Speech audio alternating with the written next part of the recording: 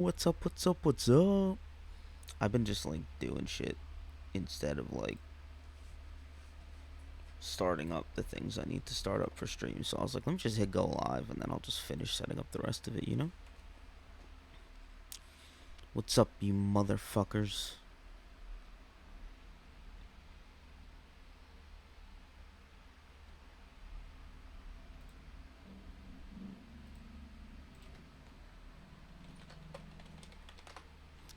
Right, motherfucker. Motherfucker.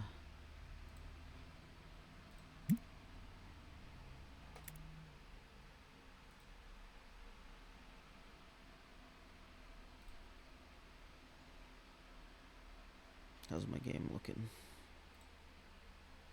Okay. Alright. Hello, everyone. Welcome back to Jormyn's Card Kingdom. Well, it's Jormyn's Kingdom, but, you know, it's my card kingdom. Yo, Mishka, what's going down? Welcome back. We are still going, you know. We got some new packs here. Man, I got this set up. I've been selling singles. I got a cashier and a stalker. Stalker, not stalker. So we're gonna be doing some more Harmontown shits. We're gonna be just playing, just vibing, just chillins'. If you guys are having fun, if you're watching this on YouTube, like and subscribe. Helps me grow. If you guys want to come, hang out on Twitch. We're live. Twitch.tv/JormynB. See it in the chat there? I'll follow you back if you follow me. If you want me to follow, you know? It's all good. Anyway. Come check me out. Hang out. We chat, we vibe, we do other stuff. This is just like the chill thing when I don't feel like doing whatever else I feel like doing, so. Right, I'm gonna try to get my audio balance right this time, because last time's audio, I listened to the VOD back and it wasn't perfect.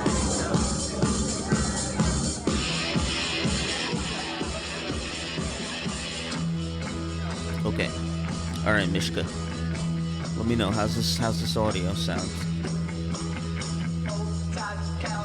Hear ye, oh yes, and a hey, nani, nani. Welcome to Harmontown, everybody. How are you tonight? All right.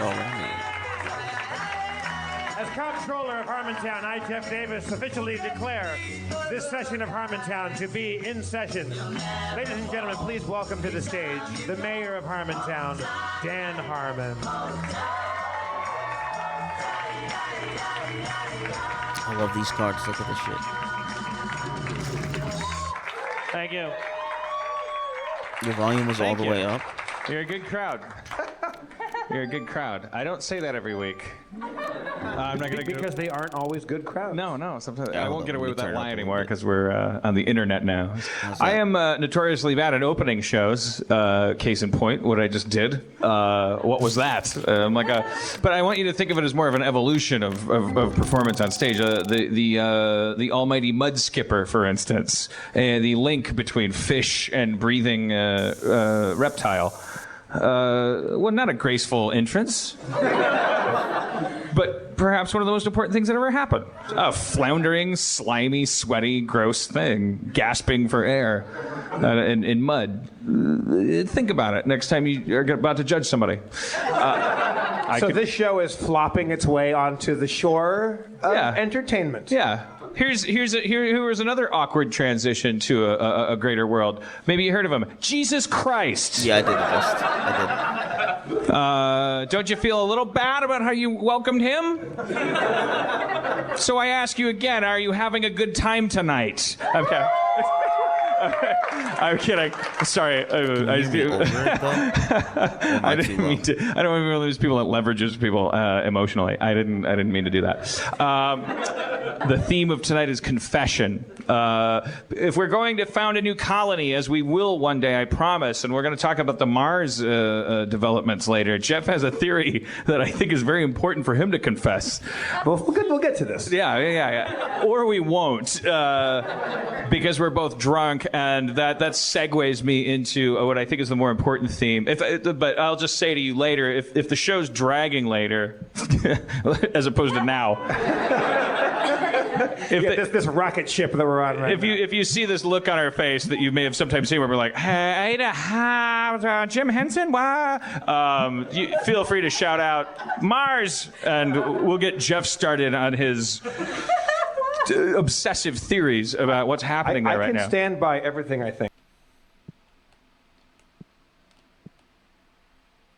But I want to start with the theme of confession, partly because our surprise guest tonight I think he's a good way to start things out, and I want to get him out of here because he's doing us a favor. I don't have a lot of guests anymore. I went on our following guests podcast live in San Francisco months and months and months ago during the comedy festival in San Francisco, and They had some preamble to their podcast.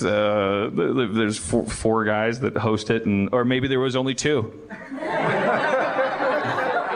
I don't know. I walked in pretty drunk, and they all did stand-up. Why were you that drunk? You knew that you were at a comedy festival. You're a professional. Why did you show up that drunk? You just. The show was on at 8, and you just started drinking at 2, or what? I think it was on at let's say it was on at 9, and I got there at 8:30. But then I wasn't on until midnight. That was part of my whole shtick.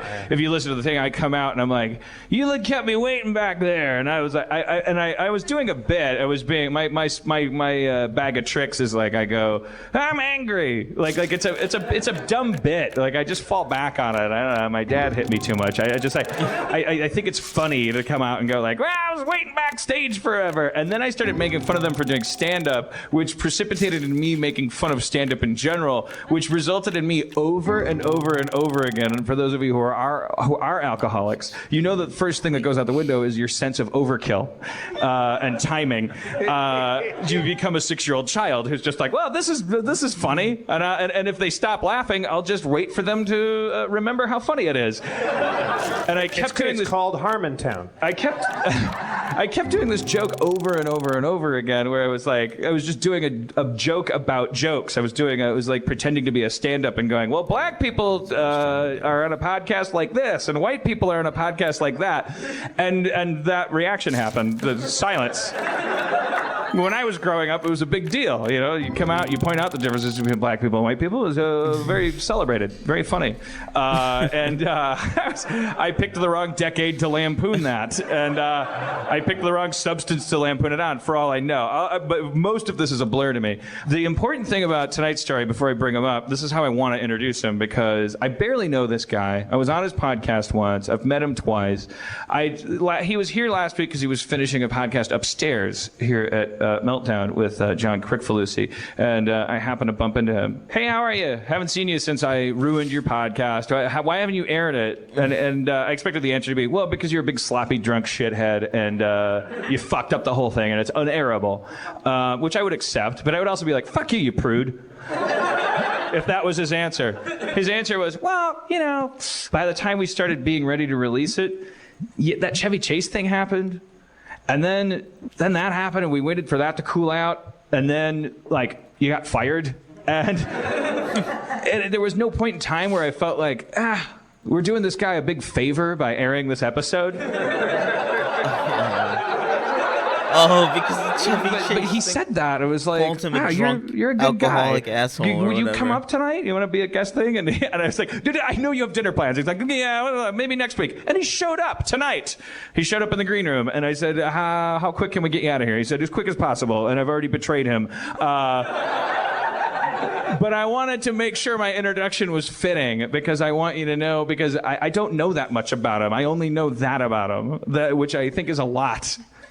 He's a gentleman in a world without gentlemen. I don't know what we're going to do with him. Let's just talk to him, maybe tee off the theme of confession. Ladies and gentlemen, Doug Benson. What? Wow, sorry, what? I didn't know who it was. I just presumed. Please welcome to what is basically his own stage, Chris Hardwick. Come on.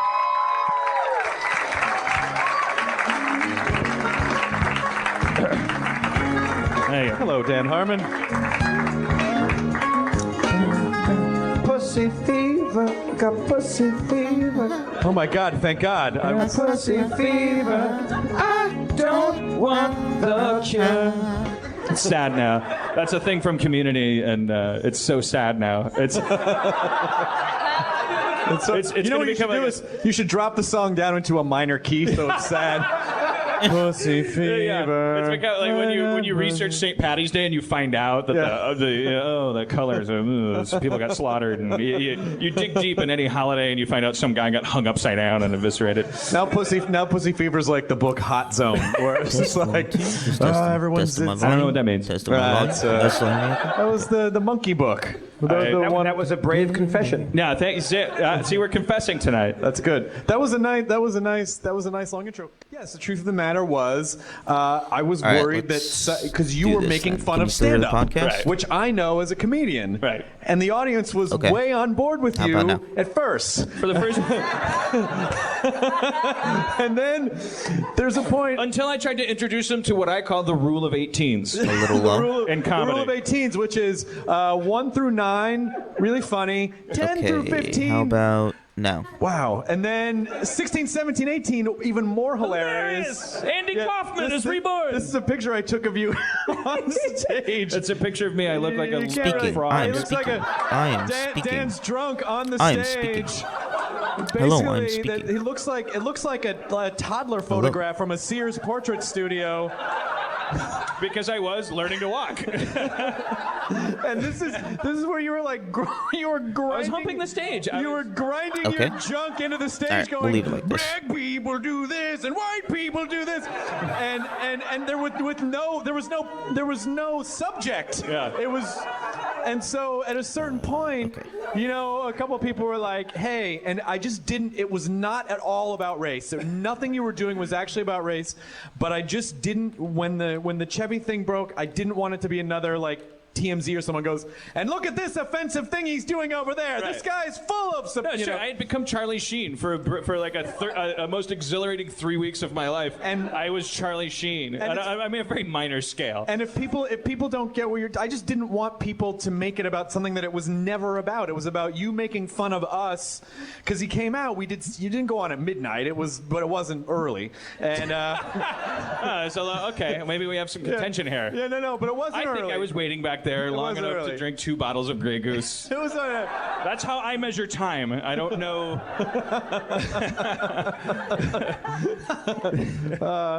So we did stand up top of the show, and then you came out, and I love that you were making fun of us and you were making fun of stand up. It was such a great dynamic on the show. But we always want people to feel like, fun and celebrated and positive and but supported. Also safe. And safe. And you just didn't want, I just didn't want the wrong person to take something that they read in a headline out of context and say, oh, that Dan Harmon did this. And like, no, you weren't there. It wasn't about that at all. God, and so that's all. It was just sort of that's like... what my story is. It doesn't even matter if you're right or wrong. The fact that that's the diamond loop you have in your eye when you're looking at anything makes you one of the last true gentlemen in a horrible wasteland. I mean, really, we're all eating each other. I mean, I would like to think I would also, that thought would also cross my mind. Partly, I don't know, but I was just astounded. It was like, I did not expect to hear that coming out of your mouth. I really don't know you, and for you to extend me that courtesy, I expected to see a guy ride by on a giant bicycle. I felt like we were in an era where you put your pinky out when you drank, and you put a cape over the thing. It was just like it seemed like second nature to you. Like, you had enough problems going on back then. Yeah, I just didn't want to add to that. And it was, but the truth of the matter is, the audio on live shows is very, very difficult. We do get a lot of complaints on that because we set, 4 mics are set on the table, and people lean back, people lean forward. The audience is mic'd separately, and audio levels on live shows are just very hard to normalize. So that was actually the other issue. So it really was a couple things, but it was a really fun show, and I'm glad that you did it, and we'll have you back on. Also, racism levels are hard to realize too. So I don't know. Well, it's also hard to on a podcast to really get the sensation of a white man humping a stage. Yeah. Supposedly lampooning something while inventing a new art form himself. Well, yeah. I mean, I think people here know, but it's sort of a classic stand-up. When you're making fun of stand-up comedy, you say things like, men and women are like this, and San Francisco and New York are like this, and flying is like this, and black people do this. The Simpsons have the classic, oh, black people drive a car like this. Right. White people like. And beep, beep, beep, beep. classic's the important word. I was doing it 20 years after everyone already got the joke. Yeah. It's that one Simpsons episode where Homer's on the couch and he's watching. He's like, "It's true, we're so lame," or whatever. And it's like, and they made, so that is a classic stand-up, making fun of stand-up joke. But I just didn't want people to misconstrue what it was actually Well, about. I thought it was amazing. My philosophy is I got drunk, went on your show, and said stuff into a recorder. And also, I'm currently famous for playing a guy's voicemail into a thing. I don't think you can go ahead, let it loose. My deals are closed with CBS and Fox. My favorite part about how drunk you were is you came out. You would talk for a second. You were like, yeah, Heat Vision and Jack. I am so drunk, and it is your fault. It is your motherfucking fault that I am this drunk. I've been backstage for 5 hours. It wasn't really 5 hours, but it must have felt like. But I do have to apologize. We should not have all done stand up before you came out. We should have just brought you out. Well, you shouldn't have had Matt Myra headline. I just said that to get a laugh, and it didn't get. It worked. No, it did.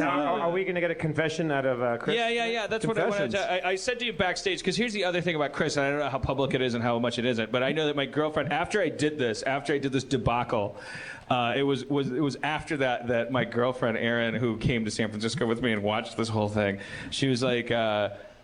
Part of that might have been a little bit of a thing is, Chris is sober. He used to drink. Now he doesn't anymore. And I thought, like people that used to drink and now don't anymore, like a good 85% of them are pretty uncomfortable around. No. It's a good reminder that I made the right choice. That's how I'd think of it.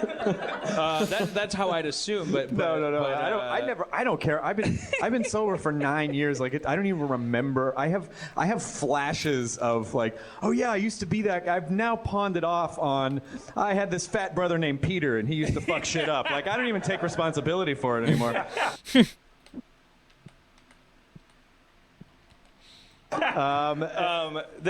I thought, because tonight's theme is confessions, we're having you come up, and I'm confessing that I ruined your podcast, and I did it because I'm an alcoholic asshole. No, it wasn't. And you're a great stand-up guy. No. I was wondering if you, in the green room, I said, maybe in classic sober fashion, maybe you have a confession. A couple drunk. I can give you a couple drunk confessions. One is sort of a cool story, bro, because it doesn't really go anywhere. But in 2001, I went to London and I was visiting. Went to London for a couple weeks because you can literally drink everywhere in London. You can drink in museums, you can drink at zoos. Everywhere it just has alcohol, and they think it's adorable and charming. And that's when I started to know I had a problem. Was wow, I really fit in here. I knew I had a problem. And because I was just all about it all the time. And Zach Galifianakis was out there shooting a submarine movie called Below, and so I stayed with him for a couple days. And we went out one night, and he was with the other actors in the movie were these pretty schmancy British actor types. And so we went to all these underground British clubs, and I got really fucking drunk. And at about 3 a.m. somewhere in London, I tried to hit on Bjork. All right. I think I heard Rob Straub That laughing. headline works in tabloid format. With an exclamation point. I tried to hit on Bjork. I tried to hit on Bjork. Okay. I don't know if that was him, but what was your sounded first like move? My first move was staring at her for an hour and a half. Right? That's actually good because she's fascinated by fire hydrants. She is. Probably mythologized you. Yes, whenever she speaks, this weird subtitle with a brush script font appears on her and so I was basically just like this. I must have felt like it was 10 minutes, but it really was an hour and a half. And so Zach and all of his smashy British actor friends were like, yeah, is it all right if we go? And I'm like, no, man, I'm totally gonna make my move. I'm gonna hit on Bjork. And so she was talking to some other people, and then finally they were ready to leave, and I'm like, okay, I'm gonna do it. And so I walk up to her and I tap her on the shoulder, and she turns around like this, just looking all Bjorky, and I'm like. I take the breath in to go to ask her a question, and she sees me and immediately just turns around and scampers off. She may have disappeared in a pile of dust or been swallowed by the earth. I'm not 100% sure. She's from Iceland. She knows when she's going to get puked at. I don't know. She's turned into a pile of fire salts, and then I don't know what happened. So you never even had a conversation. Never even had a conversation with her, and it was such a failure. And then so it's like she immediately started talking to some other guy. So we all I have to walk with all these people who I'd been making wait forever for this utter moment of failure. And we end up going back and hanging out. And then I was sitting on the bed, and Zach videotaped me being really bummed that I totally struck out with Bjork. And I'm like, are you saying her by name in the? Yeah, I'm saying her by name, and I'm like, Bjork. and then she, I think I said and then this other guy showed up. He totally cock Bjorked me, and which to try, I really said that, but I was genuinely bummed that in my drunken state of mind that I had this moment that was a total I would have had any Well, this chance. brings to I would have had any Well, this chance. brings to mind, this is something that I constantly want to ask, and I have probably the coolest sober person I've ever talked to in my life up here, so this is a perfect time to ask this. I hear that story, perfect example. I go, so why aren't you still drinking? What's wrong with that? You gotta fucking get back on the Bjork saddle and fucking. Well, I mean, there's other Bjorks. Because I talked to other people, and they go yeah, I woke up in a puddle of blood, and I kept doing that. Third time a day. Yeah, you gotta stop waking up in puddles of blood. Well, no, yeah. You get a dark one. Don't think of it as a comedy show. Give us a second one, and then I'll let you go to dinner with with Bjork. A dark one. It wasn't just that there was it wasn't any specifically that any one thing happened. It's just when I look back at what my life was like back then, I had been on MTV in the 90s, and there was this sort of unspoken curse well, if you're on MTV, that's it. You probably won't do anything else after that. Because a lot of people didn't. And the business was less forgiving back then for crossing over. If you were VJ, if you're on MTV, it was sort of like being what people consider being an internet personality now, and someday that'll change.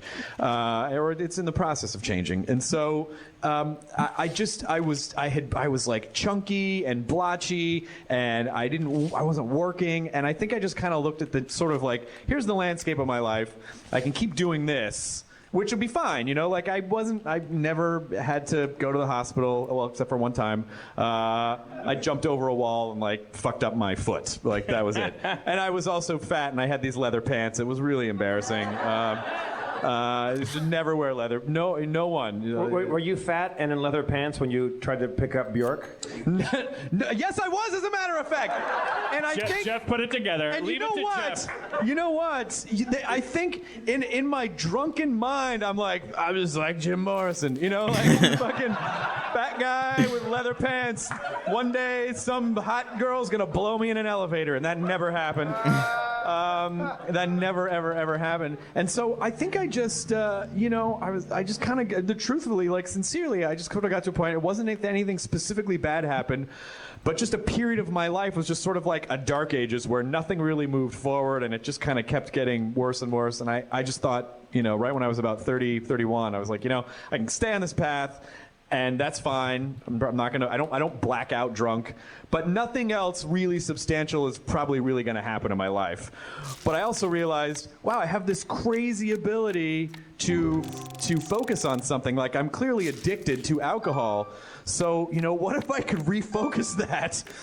So there was this idea of maybe I could take this demon that I had and figure out how to spin it in a way where I could use it instead of denying that I had it. So I did, I go on. Okay. As Jeff goes to the vodka bucket. And so, I did, and then when I quit, then I realized, oh yeah, I had all these problems that I wasn't dealing with, and then, there was a little period where I had to, fix the brain. Every conversation I have with people, I go, first question is, are you an alcoholic? I can't say yes fast enough.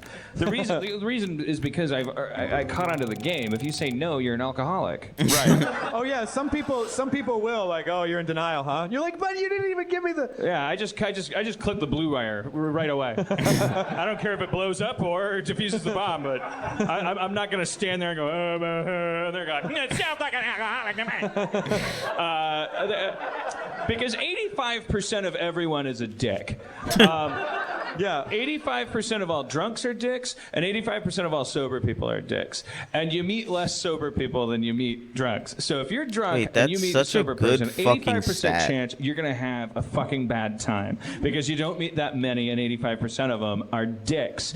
And a sober dick is somebody who gets as much identity from being sober as a drunk gets out of being drunk. Like, you met them when you were drunk, you met them when they were drunk. Like, they alcohol was their life. I'm a drunk, I love being drunk, let's drink. And then they find Jesus, or they get sober, and then it's like, I'm sober. Are you sober? I'm sober. Drunk people talk like this. Sober people talk.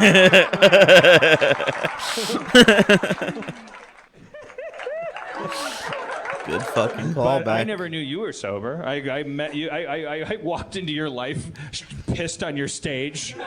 Yep.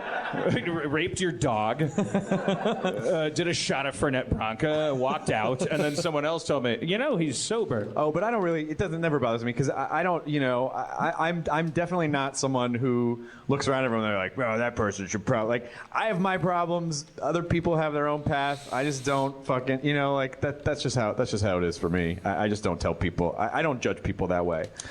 All right. How do we end this interview? How do you judge people? All right.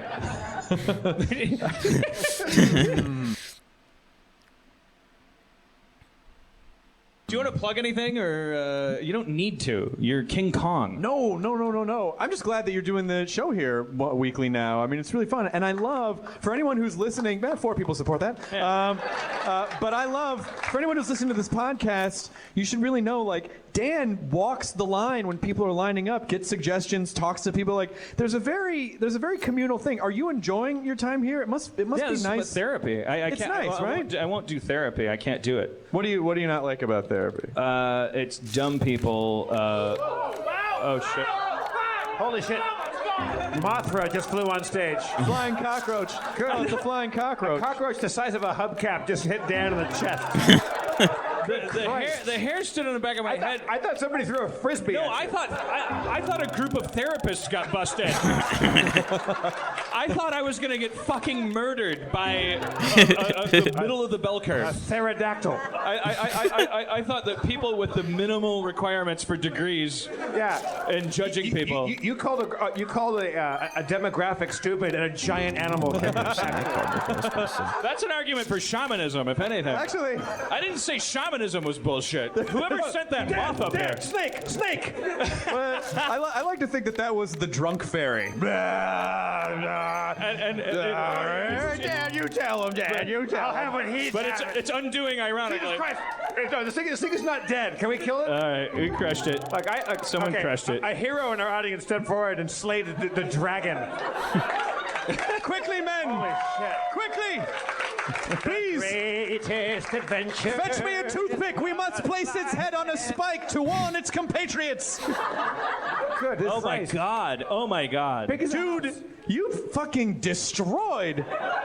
But didn't even flinch. Just got up and just dispatched it. Now, Emily's coming up with a napkin like it's 50s radio. Like, now my question is, what if that was Bjork in fairy form? It was like, I have been summoned to somebody has spoken my name 3 times.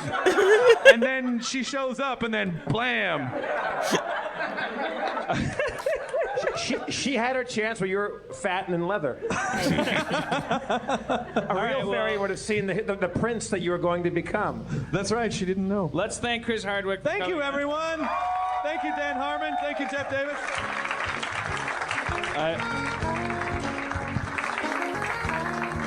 Thank you, Chris.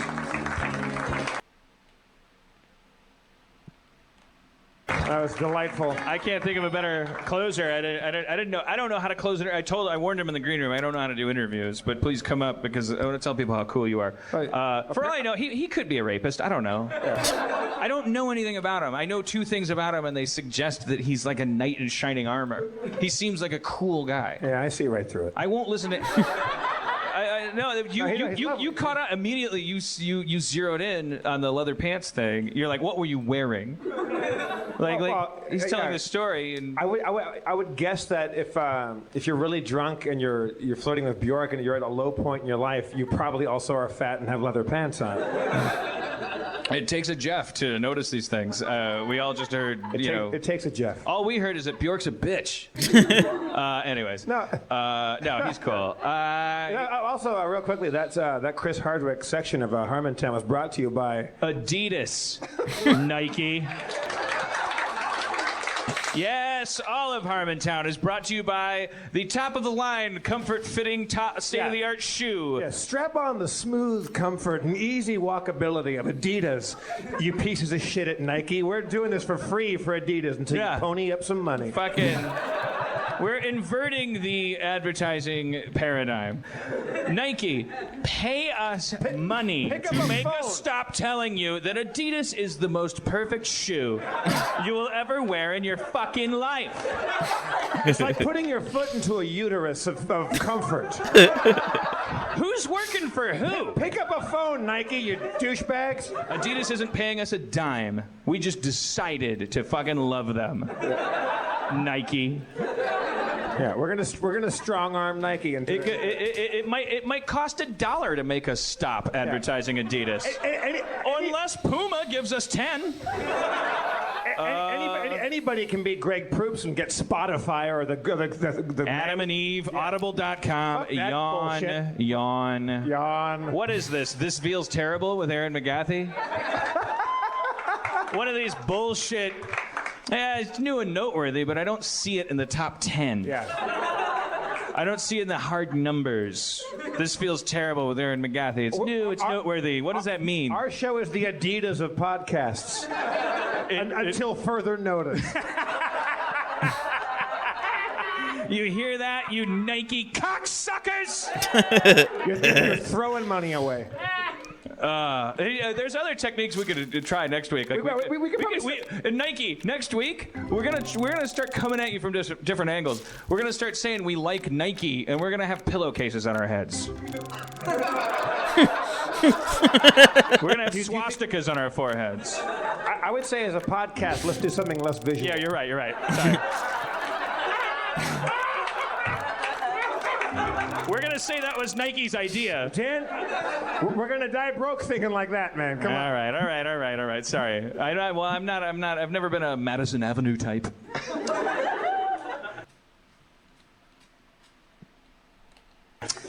Confession. So Chris Hardwick was very, very gracious to tell us about his former life as a fun-loving drunkable. He confessed some things. He told us things that he was embarrassed about. I've been going through the stack of audience submissions. I pulled a few aside. There's some really dark ones in here. Do you want to talk about? I only have. I'll read down the list of things that I had on my list of things to talk about. Adidas. Right. Check. Confessions. Check. Mustard butts a lot. Nope. Yeah. Well, that's a quickie. We were at a bar. We were at the drawing room, and Dan was talking about like people in high school that are like if you have a silly name, right? Like some people that. I was illustrating the point that if you had a silly name. And this is one of those things that we've talked in point. We've talked about this on the in the show. So if any of you have been here, don't feel cheated. Now that we're podcasting, we're breaking out the chestnuts. Edit out point.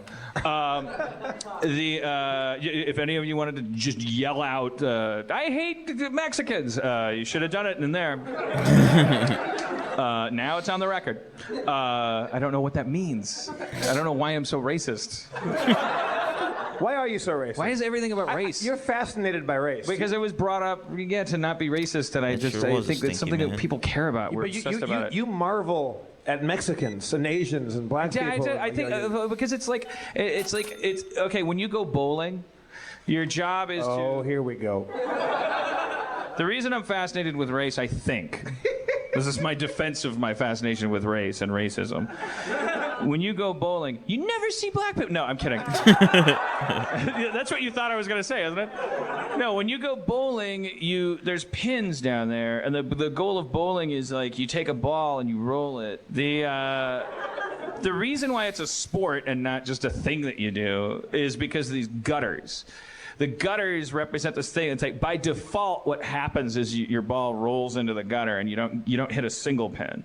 So you have to like thread this needle with bowling, and with communication and with culture and stuff. I said with our perception of what race is and what racism is, we're so obsessed with it. And I'm always fascinated by the gutter. I'm fascinated by the fact that if it goes too far to the left, it just goes in there, and that's the default response. And I don't know, is the guy that owns the bowling alley the right guy? Is the guy that's making all the money off of us threading this needle, is he laughing all the way to the bank? And is that the right bank? Where are you going with this? If that's not interesting to you guys, you deserve Jeff Davis's Mars. I didn't bring it up. I didn't bring it up. I will take the time to tell you that. Who's the hero in that bowling story? The person that's bowling is just any person at all. It's a human being. And what's the gutter?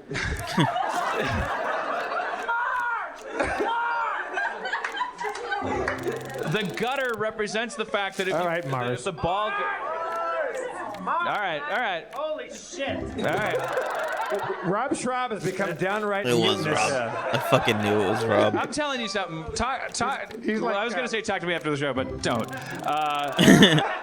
Talk to me before next week's show. Let's all go bowling. That sounds really wild. Or pledge $2,500 to the Anomalisa Kickstarter. Oh, shit. And Let's go go drinking with me and Dino, and I'll tell you all about the bowling metaphor, which I just landed on. I just made it up now. It's fucking perfect. I'm onto something. I'm going to write a book, and I'm not going to share with any of you. The profits. You're not going to get a free copy. You're not going to get anything. Because you didn't support me. You backed a hooligan and my friend. And also, that was brought to you by Nike.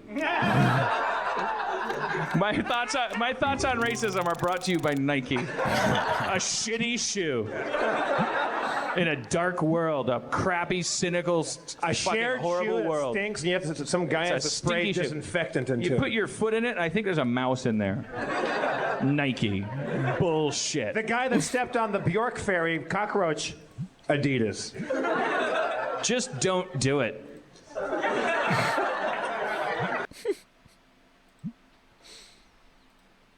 All right, now what is your beef with me and Mars? We're talking about the curiosity as Let's do this quick, and believe me, I don't. There's been some contention that was erupted between you and me, but I want you to tell people, because I'm interested in your Jeff. I'm going to stop me if I'm wrong. Jeff has become convinced since his tour of the JPL facility at NASA, right, where he thinks, like as in most of Jeff's stories, those of you who are hardcore Harmenians. You know that when Jeff tells a story, there's a theme. Don't interrupt me. You're talking about me. Why would I? I'm gonna make up a story and try to fill it to the Jeff Davis template of storytelling. Jeff goes to a laundromat and he puts a shirt in the washing machine. And a beautiful Cuban woman is like watching him, and she comes over and she asks him why he's putting his shirt in the washing machine in quite that way. And he explains, I don't know. I thought that the shirt like needed to be cleaned first. And she puts a hand on his arm and says, "Thank you." And then she takes him back and introduces her family, and then she just fucks him blue. Jeff has these. I don't think they're false. I think these things happen to Jeff. Jeff falls into these adventures that kind of revolve around his personality. Is people trust him and they open up to him and they want him to like them and things. So Jeff went to the JPL facility, Jet Propulsion Lab. Is that what that stands Laboratory, for? yeah. Seems a little uninventive for rocket scientists. I was invited by a friend to go to the Jet Propulsion Laboratory, and it was a tour from a guy that works, and I won't get too specific about his job, because I think that he was going to get in trouble for saying too much. So suffice to say, I go on a tour, and we get to there's a tour that everybody can go see, and you can see a little like mock-up of the Voyager probe and Cassini and stuff like that, and it's very cool. I like space travel stuff, and we're going kind of a little bit behind the scenes. He's like, this is not kind of on the regular tour because I work on such and such a program, and we get to go see the rooms where they're building what is now called Curiosity, that I think last night actually successfully landed on Mars, and yeah, very cool. And back then they called the Mars Science Laboratory, like another uncreative. Yeah, these people are real Shakespeare's over there. And so we saw it, and it was just this big, gigantic thing about the size of a Prius. And it's got a big, meaningful, heavy, like backhoe shovel on it, and giant wheels. About 10 to 12 inches across. Like this thing was mean. Like the rovers were the size of a coffee table. We're going back there with a purpose. Like there's some big, robust. Like the previous one had little arms on it. It's like, we don't know if we'll find a bottle of wine, so there's a corkscrew. We might have to kill a moth, so there's a little moth there. Like we don't know what's going to happen. There's wheels on top and bottom. This thing was a bulldozer. We're sending a bulldozer to Mars. This thing's going digging and analyzing, and it's very intense, and the people are very nervous. So now that thing that I got to see a little peek at, it's also very cool and very human. It made me so proud of humanity. Is laying on this titanium chassis with these big wheels in the corner and this big shovel with just a good old proper crescent wrench. Just some dude's wrench. Snap-on tools, the Adidas of tools. You hear that, Nike? Yeah. You pieces of shit. Cowards. So it was very cool, and so we're walking around the hallways. I'm talking to this guy, a scientist, and he works. He's just about my age and a little younger, actually. No, about my age, and he works and he flies spaceships and stuff. It's very cool. And I said, "Were you there when the cameras turned on?" He doesn't fly spaceships. Huh? He does. What? I can't say which one. I don't want to get him in trouble. What? He gets in trouble if they tell him what spaceship he flies? The guy. What is this, Battlestar Galactica? I tell you, look. There's Cylons among us? This is not an exaggeration. This is not yellow journalism here. I was walking to the thing, and there's all these pictures of all from Spirit and Opportunity, the two rovers, right? Oh, you mean he controls spaceships? Yeah. He Like with a joystick? He sends math that flies probes and things around. Okay, all right. I thought you meant he was like planets. Starbuck or something. Like No. He doesn't sit in them. We fly. All right, okay. Yeah. Sorry, I was raised in the 70s. We fly them remotely. These things, but and maybe one day there'll actually be people on Mars, because of what I think was going on in this conversation. I said, like, so when you were there, and when the cameras turned on and the first images were beamed back to Earth, and you didn't know if the thing was going to work, but you guys are all scientists. You guys watch sci-fi movies. Like you clearly all sci-fi, enthusiasts. When that camera turned on, weren't you all kind of holding hands and thinking, like, what if we just saw like a footprint or like a guy running by or a Snickers wrapper or some stuff, like you don't know what you're going to see up there. And he goes, yeah, I'd be lying if I said that wasn't the case. I said, so what did you see? And he just kind of his eyebrows went up and he just kind of blushed a little bit. I go, like, did you see something cool? He's like, it got kind of weird. And I go, what did you see? He's like, look at it. And he shook his head no, did the throat cut thing, and pointed at the ceiling. I'm like, what's in the ceiling? He's like, there's microphones. They're listening to us right now. I'm like, what did you fucking see? And he's like, stop it. I go, can we go outside? He's like, just stop it. Fucking stop it. There's a little place next to the dumpster where they smoke cigarettes where there's no cameras. Oh, yeah. So anyways, when the Martian dick goes in your soup, I'm like, dude, it's like Men in Black. Did you see a tree? Did you see did you find diamonds? What the fuck is going on up there? And he was real bummed out, and he walked away from me, and his face had turned like plaid. He was like really bummed out and nervous about some shit. He's like, I could lose my job. I can't talk about these missions. I was like, oh, fucking hell. So we walk outside, and I'm like, my friend Jerry that took me, he's like, dude, what did you say to so-and-so? I'm like, he was the guy that blew it. And he's like, yeah, he's all bummed out. He really wants you to stop talking about that. So then we go to this building and we see this thing and they're building a giant Prius with a huge backhoe shovel on it. Like, they're going fucking digging. They're going digging, yeah. which I agree with that. Yeah. So if you send up a little thing with a little brush on it, No. and then the next thing you send is a shovel, Yes. you brushed something. I don't think they found little people. I don't think they found like a subterranean colony that they're going to. What race would they be? Huh? Martians. I'm sorry, I'm obsessed with race. I don't mean to bore you assholes. I don't want to interrupt your fucking radio lab. But I think it's fucking interesting that anyways. Well, you told me that you thought I was being conspiratorial and overly imaginative. I don't think they found.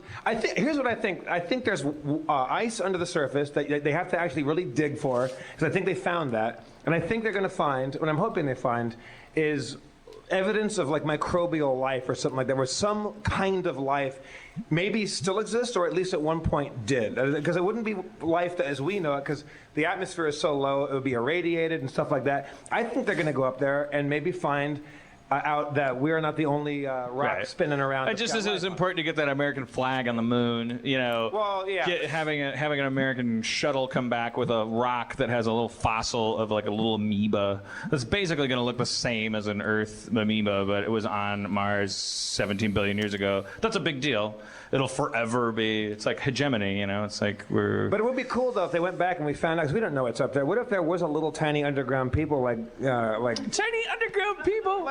and they see this giant retro rocket thing coming down at the size of the Empire State Building, as far as they are. How amazing would that be if, like, everything, you broke up with your girlfriend, if like Verizon's like trading on the NASDAQ, people are shooting people left and right, and everything's going right and wrong, and countries are, whoa, China's dollar's above the euro and all this stuff, and then they just dig a thing and there's little people on Mars, just little dudes in loincloths like Kevin Pollak and Willow. Oh my fucking god. I live on Mars. Hello, come inside. Have a cup of Martian juice. And that's why everything's just like, fuck it.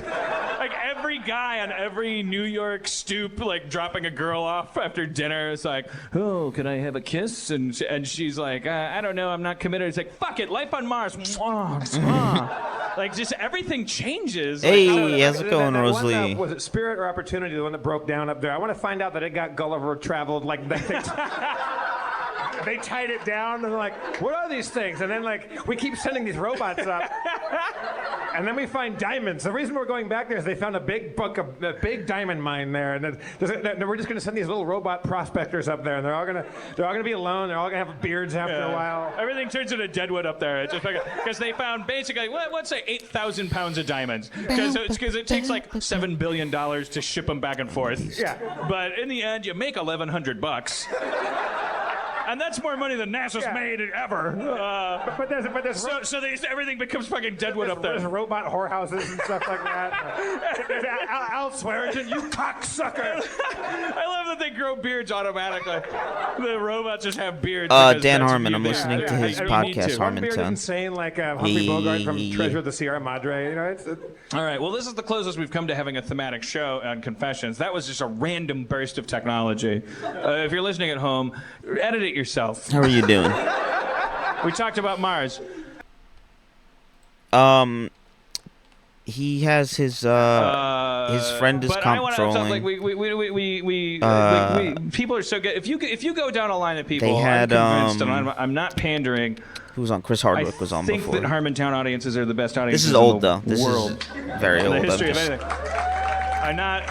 going through For it, those of you listening to it listening, while I'm we're not prompting playing. them to say that, to do that. But because I walk down the line and I'm pushing the envelope of what we can ask of them. I said, because we asked them, ask us questions about your job and all this stuff. This week I said, write down a confession. And I'm going to try to. I want to try to think of a confession just to get the ball rolling. Hardwick came up. He's very gracious. Because we need to be clear, we need to trust each other. I don't know if we've proven since we started podcasting that Harmontown's a safe place for human beings.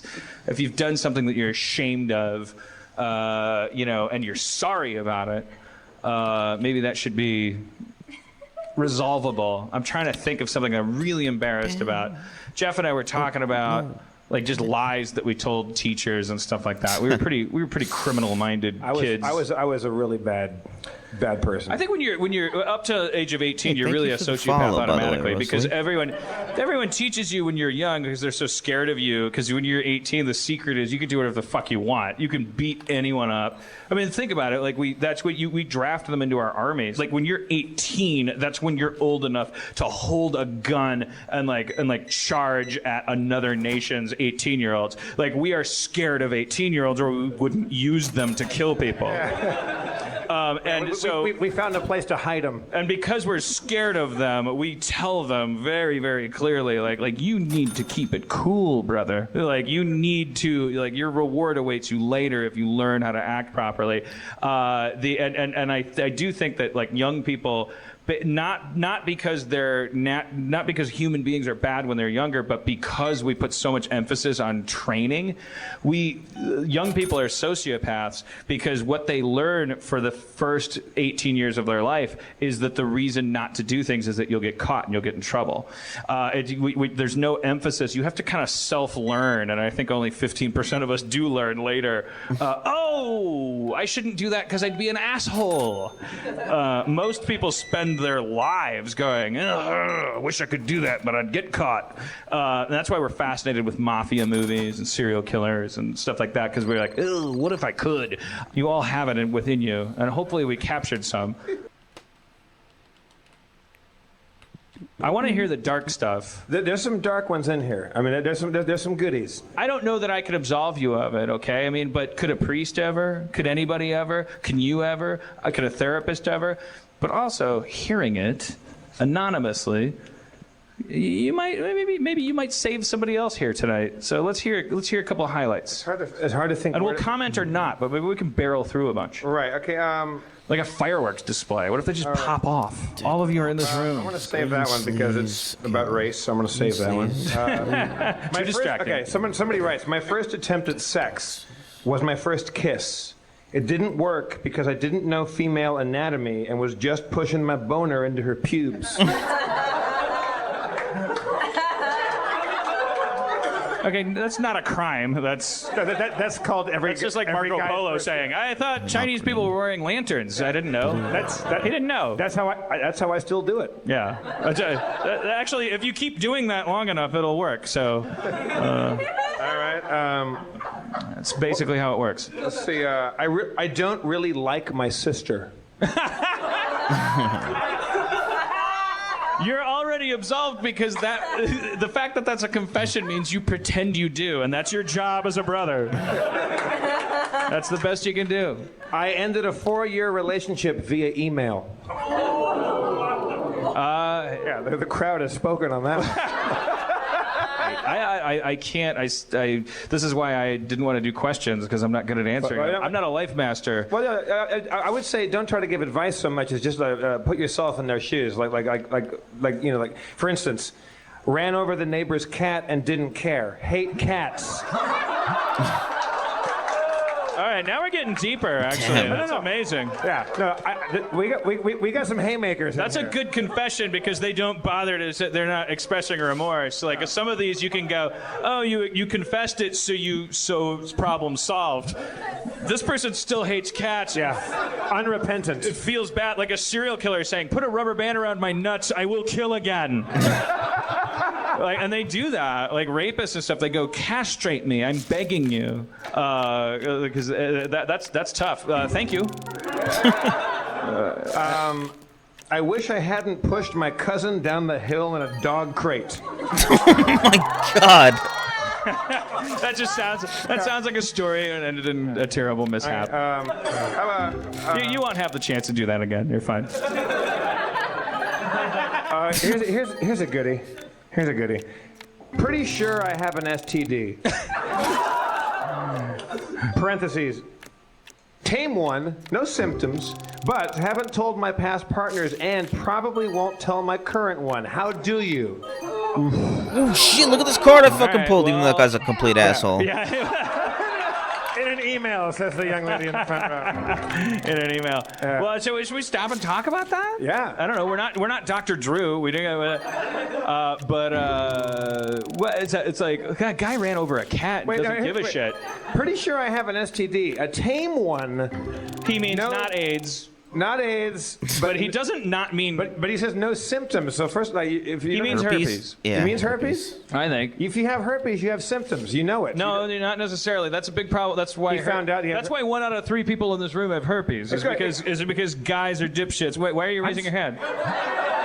I'm saying it's a he only based on the handwriting, but that could be wrong. I feel like this is a guy. But it's guys. Guys don't show as much symptomatically. So guys, I'm just saying to you, if you're 19 years old, you're here, you come into Harmontown. Is just good advice. Whatever. Aside from this guy, I'm just saying like the herpes is like it's a little bit of an epidemic, and it's partially because guys carry it around, and you need to get checked and stuff. That's all. That's my Dr. Drew segment. It's funny that you said how do you tell somebody, and she in the front row said via email this written confession ends with a frowny face emoticon. So I think you're probably right about that. I don't know. What do we say to that guy? We say you got to tell. First of all, you do. You just got to tell your current partner, because every time you put your dick in her, you're putting a gun to her head and playing Russia. It's not. No, you have to take your medicine on that. If you have an STD, say it. The guy that ran over his cat, who's confessing that he doesn't give a fuck about whether cats live or die. He probably has AIDS. He doesn't own a veterinarian hospital. As a person who's having sex with women constantly, you hate cats and you own a veterinarian hospital. So you need to put a little sign on your thing that says also may have herpes. You got to talk to the girl. Here's a better solution. Have her give you hand jobs until you get checked. I tried to make it easy for him. I don't know. I'm trying. Is that? That's a toughie, man. You gotta go fucking get checked and get up. Also, herpes is hard to. But he admits, or let's just say he. I just injected herpes. I just assumed that. I've created that. Yeah. Because he didn't say herpes. If it's chlamydia, go to Planned Parenthood, take a pill. It's gone. That's the end of it. Not that anyone was asking for advice. You were confessing stuff. But sometimes when someone says, my dick has a tick on it, what should I do with it? Well, stop sticking it in, people. Because we're not. You're not pretending to give advice here necessarily. This is about getting things off our chest, right? Yeah, but when you go to a therapist and you go like, well, my parents hit me. That's why I think I'm a shitty writer. The first thing they say is, are they still hitting you? No, I'm 39. And they go, I know. I just have to ask. Also, we're also presuming that people want to be anonymous about these. If any of you, if I read one of yours and you want to talk about it, you want to talk it out. Then Herbie Dick doesn't want to talk to anybody. What about this one who writes, I've never tasted my own cum. Stand up. Anybody? Never tasted your own cum? Rob, I know it's not you. That's not a confession. It's not you. It's not you. All right. No, that's a confession. They wrote it down. Tastes like salt water. Salt water? Yeah, it tastes like salt water. What do you mean, what the hell? It tastes like, what do you think it tastes like? No, mine tastes like root beer. It smells like paper mache, but I feel like this tastes like salt water. I feel like this is dangerous, but I'm going to read it anyway. I regret being racist at the age of 5 after a black girl ate my purple crayon. I had to be convinced by my mom that, quote, not all black kids eat crayons. Oh my god. Oh my fucking god. Well, I will say, Which is why we're going to Mars to solve this. I will say, if you're gonna be racist, that's probably the best stereotype. Yeah. Keep it high concept. Yeah. Then they're just Muppets. Hey, keep your purple crayons away from those people.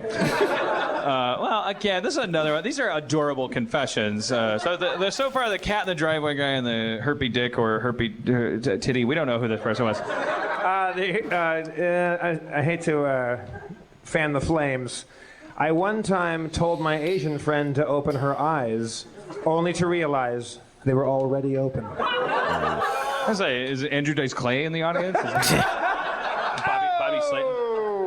No, if that really happened, then you were probably a kid, and whatever. This happens. Little kids are fascinated with each other's differences and things. Like, you touch each other's hair, you touch each other, you look at, you go like, oh, why are your fingers different and all this stuff. But it doesn't really register on the level that we perceive. Race is an artificial construct. People go, oh, you have freckles, you have red hair, you're taller than me, you're shorter than me, all that stuff. And what we call race like blends into that shit until our parents get involved, and it's passed down from their parents. And anyways, the obsession is trickling out. I am 39 years old. I'm talking to a bunch of 25-year-olds. You guys are already bored with me like being obsessed with race, which is great. It's eroding away. I like it. I mean, because when if I walk onto a playground these days and I look at these kids playing with each other, it's different now because some kids are different than others. Some have different abilities. Some have, some maybe are better looking than others. Maybe some get higher grades. Why are you going around playgrounds looking for better looking kids? I'll tell you why. Because I will fuck a kid. That's my confession. Now that's Dan. a confession. Yeah. He says he does it. He'll do it again. They're just smooth. Smooth. Delicious.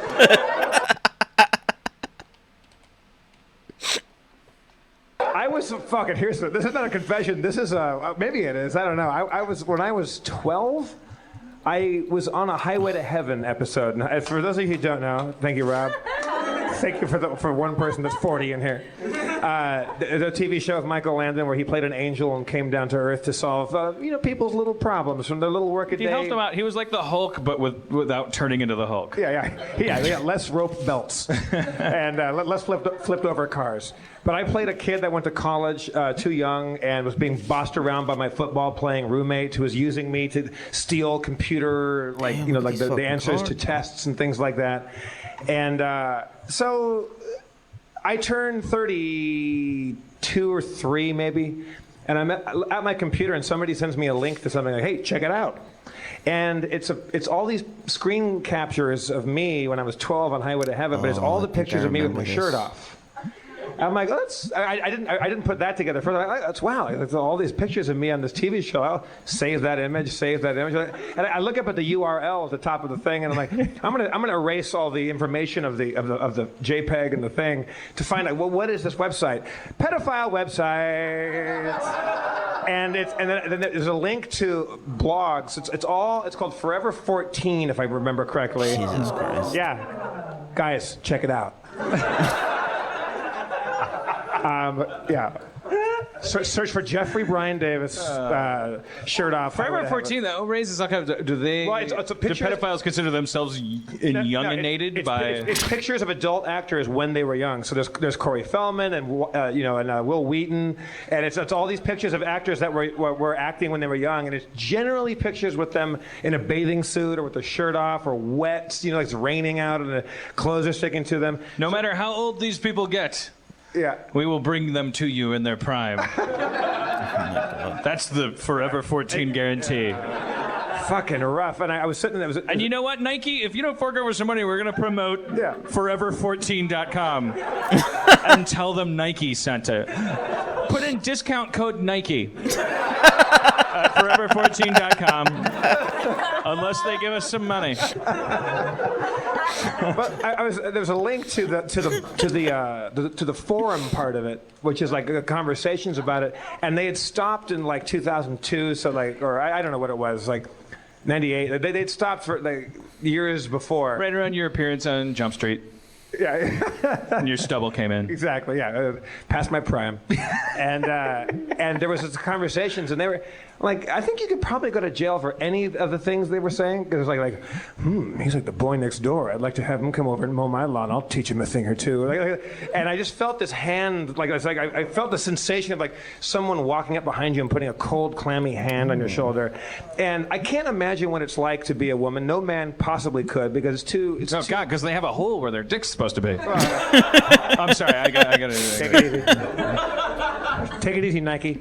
But like women walking through a parking structure at night, or getting in an elevator with guys, like that. I felt for a moment, it was that's. Like I just felt violated by everything at once, and I felt very vulnerable and crazy. Like it's just the worst. Yeah. However, little boys. Yeah. Well. Okay. Yeah. Well. Okay. All right. Well, so let's barrel through some of these more of these confessions. I think. I don't know. I look at porn on my work computer. Not a confession. If you're getting away with it, you're a hero. I wish I didn't sit through every episode of The Cape. All right. Meanwhile, someone else in the same room. I've never watched Firefly. Hey, you know what? Neither have I. Yeah, drink it in. There's my confession.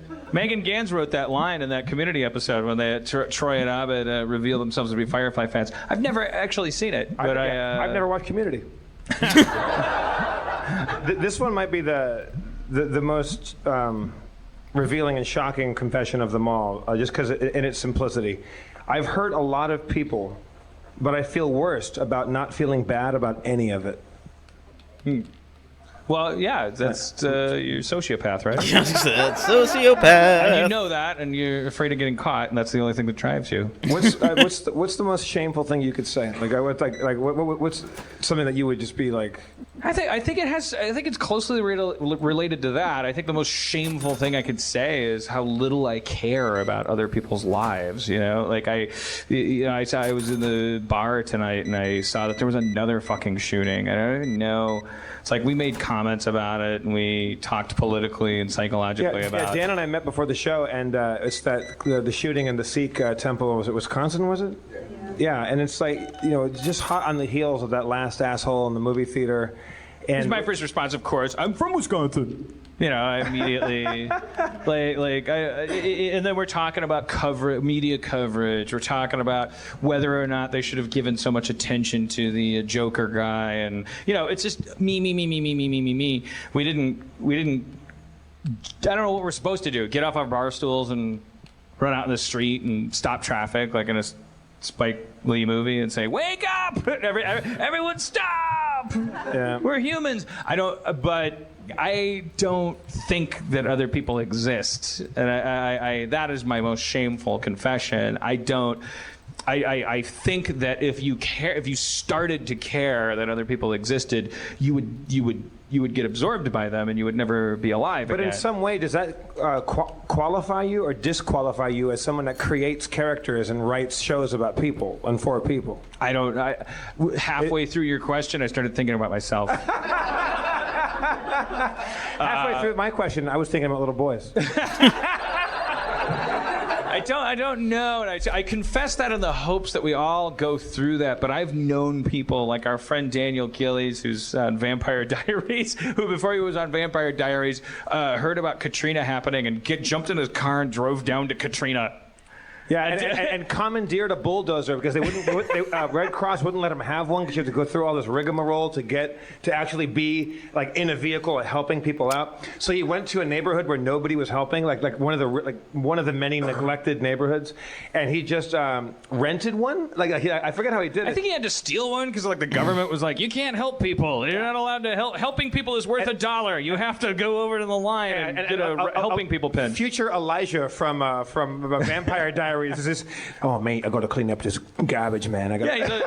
He's Australian or Kiwi. Yeah. He's not even his country, and he's like, fucking people are drowning. He's like, Jeff was just watching the TV, and I was like, I can't just sit at home and watch. I'm like, I did. I could. I was like, whoa, flipping back and forth. Whoa, what's Jerry Springer doing? That's my shameful confession, is that I'm everything they want me to be. I'm a fucking breastfeeding baby on this tube that comes into your living room.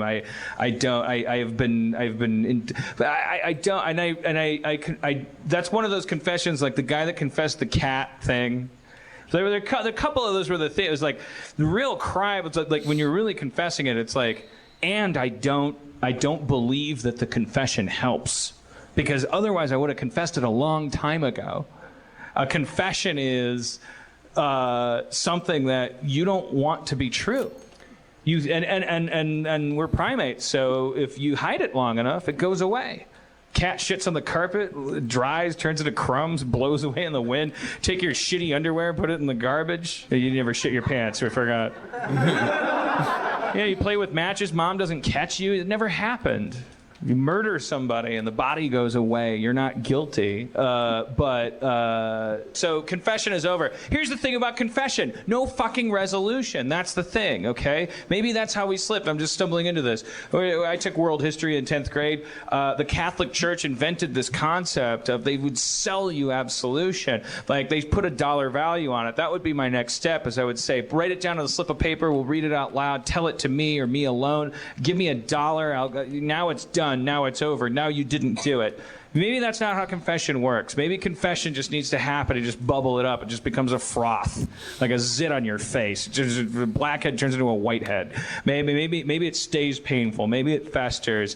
But maybe honesty stays the best policy. We confessed stuff that doesn't lead to us not having done stuff. I'm still a shitty person. I shared it with you, though. It goes to the front of my brain. I don't know. So that's it. So now we move on to because this is important. I'm making this commitment. We got the Harmontown.com website going up.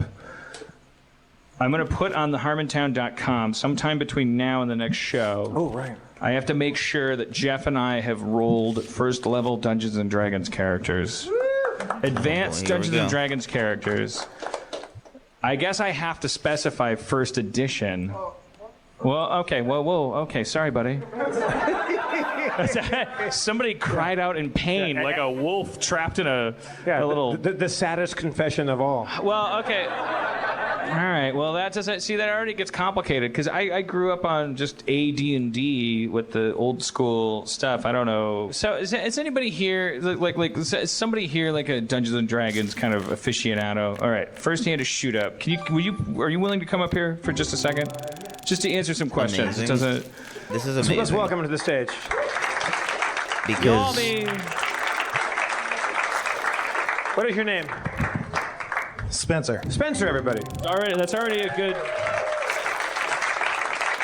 I gotta admit, AD&D is a bit before my time, but I get it. I've read the books. I just came to haven't the played show too that much. Well, night that's why I called you thinking, up. man, So what maybe has they'll need a happened dungeon since master. 89. Like And the rest is history. 9/11 happened. Well, I didn't care. I just like, how many? What edition of Dungeons and Dragons are we on? I think there's like 4th edition right Jesus now. Christ! Is it better than 3rd? Has it been getting better? 3rd edition's probably better. 4th edition's too easy. Does that make anyone angry? It's really dumbed down. 3rd edition's better than 4th. Yeah, there's Okay, I'm willing to take that as a quorum. right. Yeah, I love so it. much. All right. Spencer, would you be willing to generate first level characters for Jeff Davis and me, and then we'll put them online. So sometime talk to us after the show. Yeah, no so problem. We'll arrange you being able to upload them. Have you been a dungeon master before? Yeah, I was like before I was coming here. I was Take it writing- easy. Take it easy. We haven't started yet. I'll cast a magic missile. I don't even know what that is. No, awesome. So you've done it before. Yeah, no, I was just writing some stuff today actually. Fucking yes. Hey, don't give him the fucking job. No, I'm saying. I just need an audition. Yeah, Yeah, we know. Well, we lucked You'll out. get an audition for but, sure. But who better to start with? We'll inaugurate this new segment. We need characters. Now, what is the end game? We're going to try to find somebody that we actually want. We'll try out a handful of people. Yeah, we'll play like 15-minute segments with them. It's not that fair, but either is American Idol. I mean, Radiohead wouldn't win American Idol. You need to listen to a whole album before you realize they're worth it. And then we'll start playing D&D. Are you going to be Mitch Nightblade or whatever your name was? Rob Schraub laughing at him again. I was close, wasn't I? Spencer, if you could do us the honor of picking the race and class of the characters, you don't have to name them. We'll name them. Okay. Rob Schraub is having a heart attack. So then part of our show next week is you'll present the characters next week. I have no idea what's going on. I'm all for it. I know I'm going to win. Come to next week's Harmontown with your satchels and your dice. I have a feeling there's a lot of dungeon masters out there in Los Angeles, and I think all of them listen to this podcast. Yes. Yes, we do. I think you've. I know all of them. All right. Well, thank you, Spencer, for Spencer, everyone. I trust Spencer. I trust Spencer to say third edition is the way to go. I don't know, man. When I was a kid, it was there were no editions. There was my Dungeons Master's guide had melted wax on the inside cover and like just all kinds of notes and maps, because everyone felt like you were this close to worshiping the devil. It was punk rock. It was cool. All you people care about is fucking Inception. That's all you care about. That's your Dungeons and Dragons. Because if you think about it, a troll could be a paladin. That's mind-blowing. A dream in a dream, that's a 6-year-old could say that. We're running way late. I've never played Dungeons and Dragons. We had one abortive attempt to try to play it as adults, and it failed miserably. Because I was the dungeon master. I'm the worst. It didn't work. We didn't like it. Also, I went out and played crappy pitch and putt golf with Matt Gorley yesterday, and we invited you, but you were playing Minecraft, which I also I don't see like the allure of. It's the best. I can't explain that now. You're talking about another 3-hour podcast. Thank you, sir. Thank you. Minecraft. All right, cool. Yeah, no problem. 1.31. Was that close? Was it Mitch Nightblade or something? Not Jim Mitch. Nightblade. I don't want. All right, we will see you next week. We're going to get this settled. Thank you for coming to Harmontown, everybody. You guys have been tremendous. Thank you All for right. coming. Do you get the people to thank? Next episode. Hey, Harmonians. This is Dan Harmon talking to you from the studio, as opposed to live on stage, simply because we lost the first 3 minutes of our recording due to a little technical crash. It happens. You only missed the very beginning of the live recording, but so I'm just introducing it to make it make sense.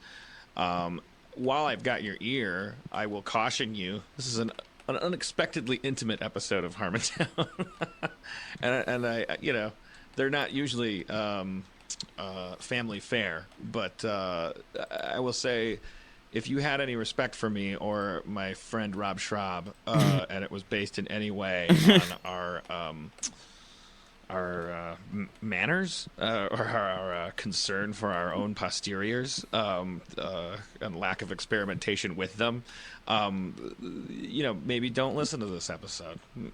maybe just watch Community and the shows and comic books and things that we make, and think of us as decent people. But if you do listen on, you're gonna hear a story from me about my butt hole, and a story from Rob about his. We didn't plan for that to be the theme of the evening, but it really turned out to be the case.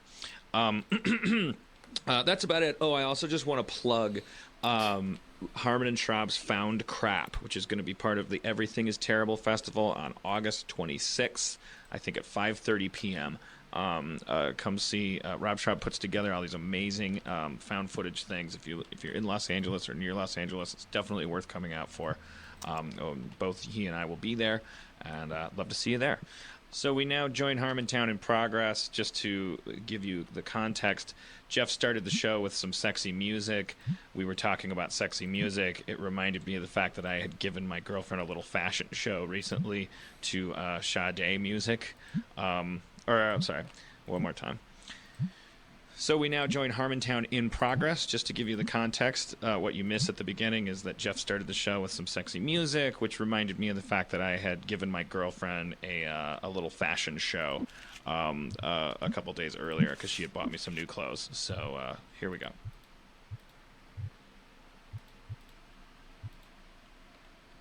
And she said, what music makes you feel sexy? And I immediately, inexplicably blurted out, Sade.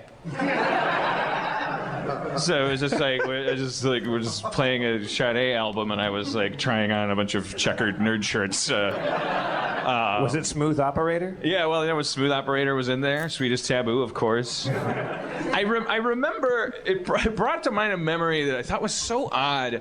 When I was in junior high, in Milwaukee in the 80s, they had this thing. They were called desegregation traps. They had come up with this thing where we had so many inner city schools that were so predominantly African American. By the way, I hate that phrase. Isn't that a little demeaning, African American? They're not African. That makes it sound like they're foreigners. So, like, no one is more American than a black person. Who has more right to not be hyphenated like that? That's terrible. Anyways, but it's up to them. If I actually thought I always thought it was, but it's you know. What? We're gonna do race again. We settled this in like 3 Harmontowns ago. I didn't even get a chance to talk about it last time. You dicks got all uppity about he wanted to hear about Mars rovers, and Schraub was heckling, and we might bring Schraub up later. I want him to tell his butthole doctor story, but I'm way off track already. This is going to be a low key Harmontown. I'm very, very hungover. What was I just talking about? Okay, race, desegregation. It doesn't really. This story has nothing to do with race, really. I bet it does. In 8th grade, 7th and 8th grade, I went to Steuben Middle School. Steuben. There were these.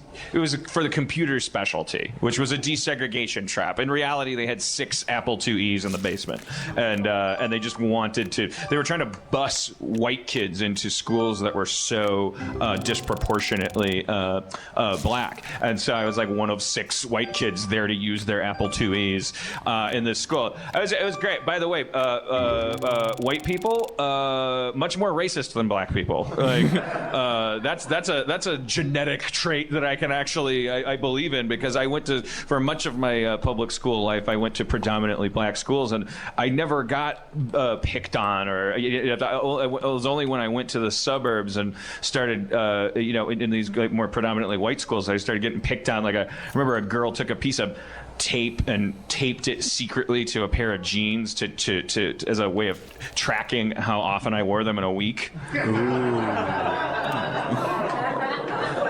Like I was some kind of animal.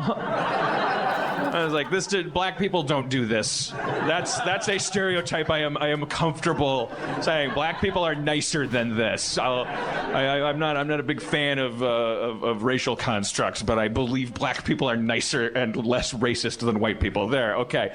I did get a little. So I was going. The story's not about race, everybody. Would you guys take it easy? This story will not lean towards race. And where we chased NT off. Where's NT? He was always in the front row. Empty seat. NT's empty seat. Dumb. Edit it out. Just stupid. Leave it. Leave it. It stays. I'm not witty tonight. I can tell. I'm a verbal thinker, and I can feel the muscle in my verbal lobe.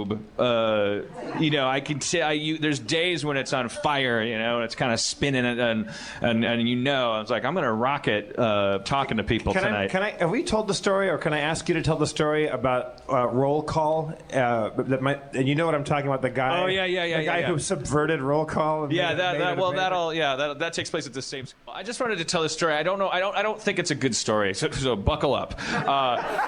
Sade reminded me of this. Sade. I was in this computer specialty school, and I was in my one computer class. I was taught by this guy named Mr. Blanchett. He caught a girl slipping another girl a note or something, and so he did that awesome thing where you take the note and then he read it out loud, and it was just the girl was making fun of some other kid in the class by going, oh, I know you love Ronald. I know he gives you the sweetest taboo.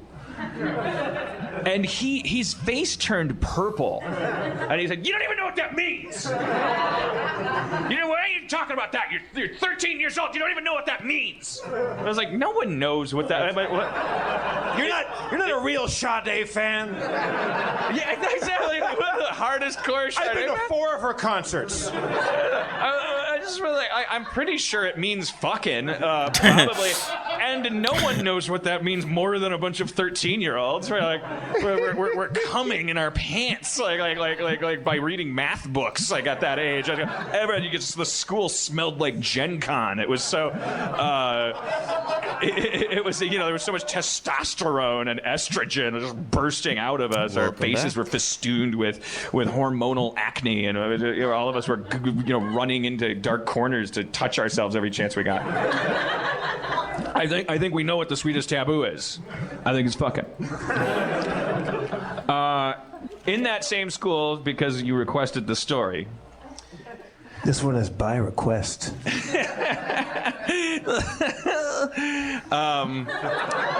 We were taking roll call in this. We're going to play sexy music over this. We were taking roll call in this math class. The teacher said, it was the beginning of the school year, and the teacher said, "I'll call your name."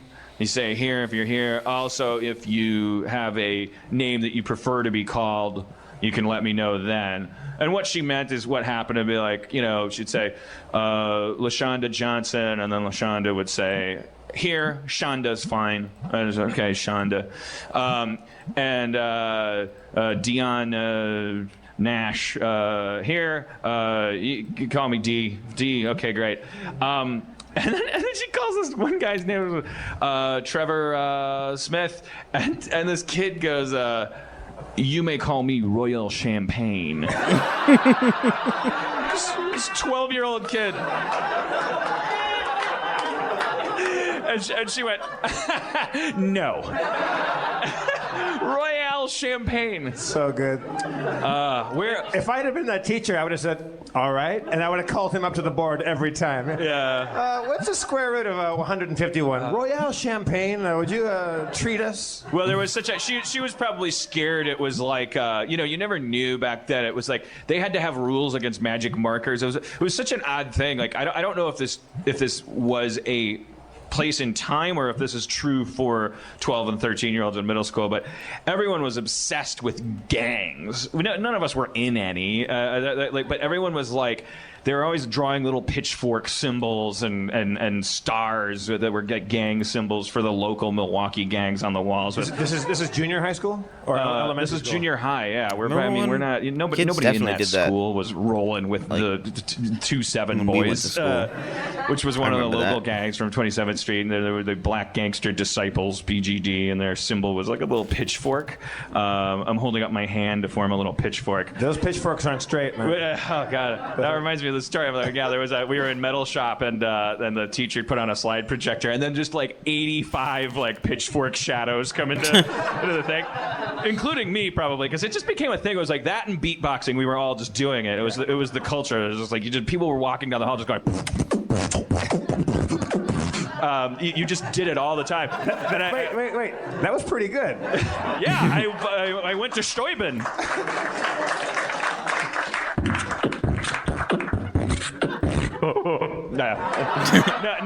No one actually did that. That was a... Don't extend yourself. Man. Yeah. Well, no, that's the hacky thing.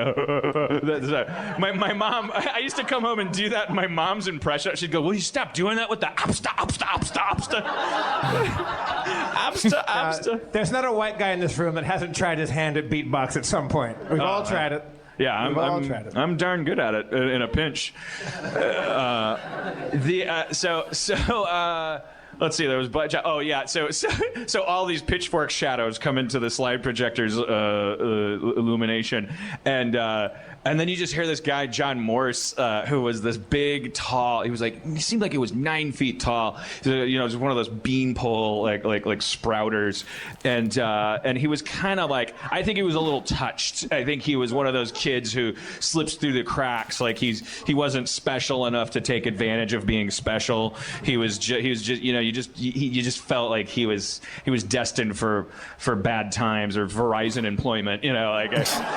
He's just going to end up, and he would just sit in the class and beatbox and do his pitchforks, and then all those shadows came in, and then the shop teacher's like, okay, we're going to watch a film strip, and he says, all right. He's so sick of seeing pitchfork shadows, and then you just hear John Morse is the last one in there, and you see his other hand come in and physically straighten his own fingers, like he's perfecting his pitchfork, and then you just hear John Morse in the dark metal shop room go, damn, my pitchfork's straight, which was not a thing. It was not no one cared how straight your pitchforks were. That's a 13-year-old brain, it's sad really, because it's like this gang culture of all kids are pure of heart and just want to have fun and do things better than, we just want to play video games and fuck around. Pitchforks. My car might get blown up by the Black Gangster Disciples tonight. I don't know. I don't know if they're comfortable with me talking about them. One of their sayings was "false flag is a fag." Ooh. Yeah, you weren't supposed to throw up pitchforks if you weren't actually in BGD. I went to That's false flagging.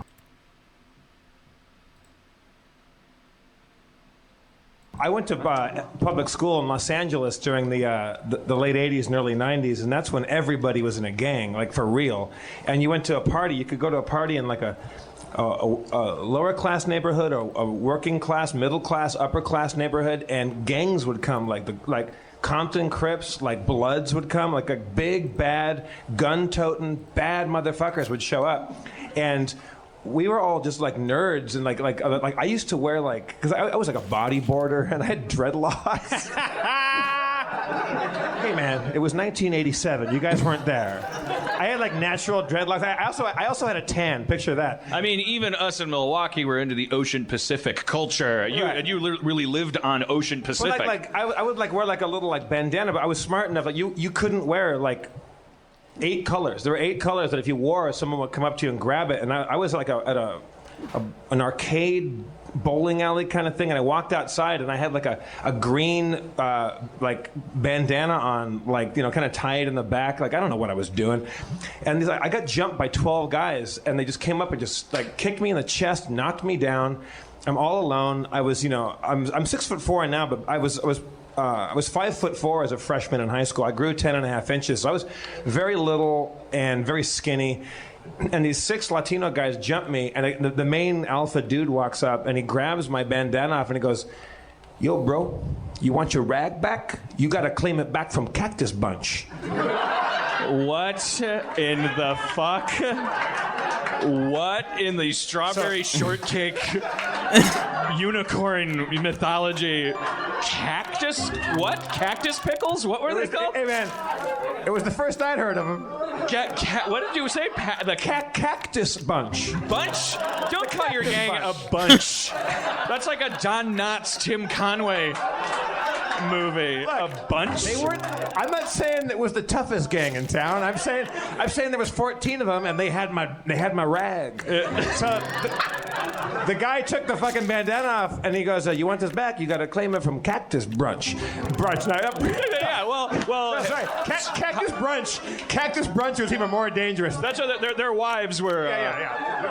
They met at the Bel Air Hotel every Sunday. Yeah. Little cucumber sandwiches, and they would just talk shit. So they said, claim it from Cactus Bunch. And I was like, hey, man, I found that. It's yours to keep.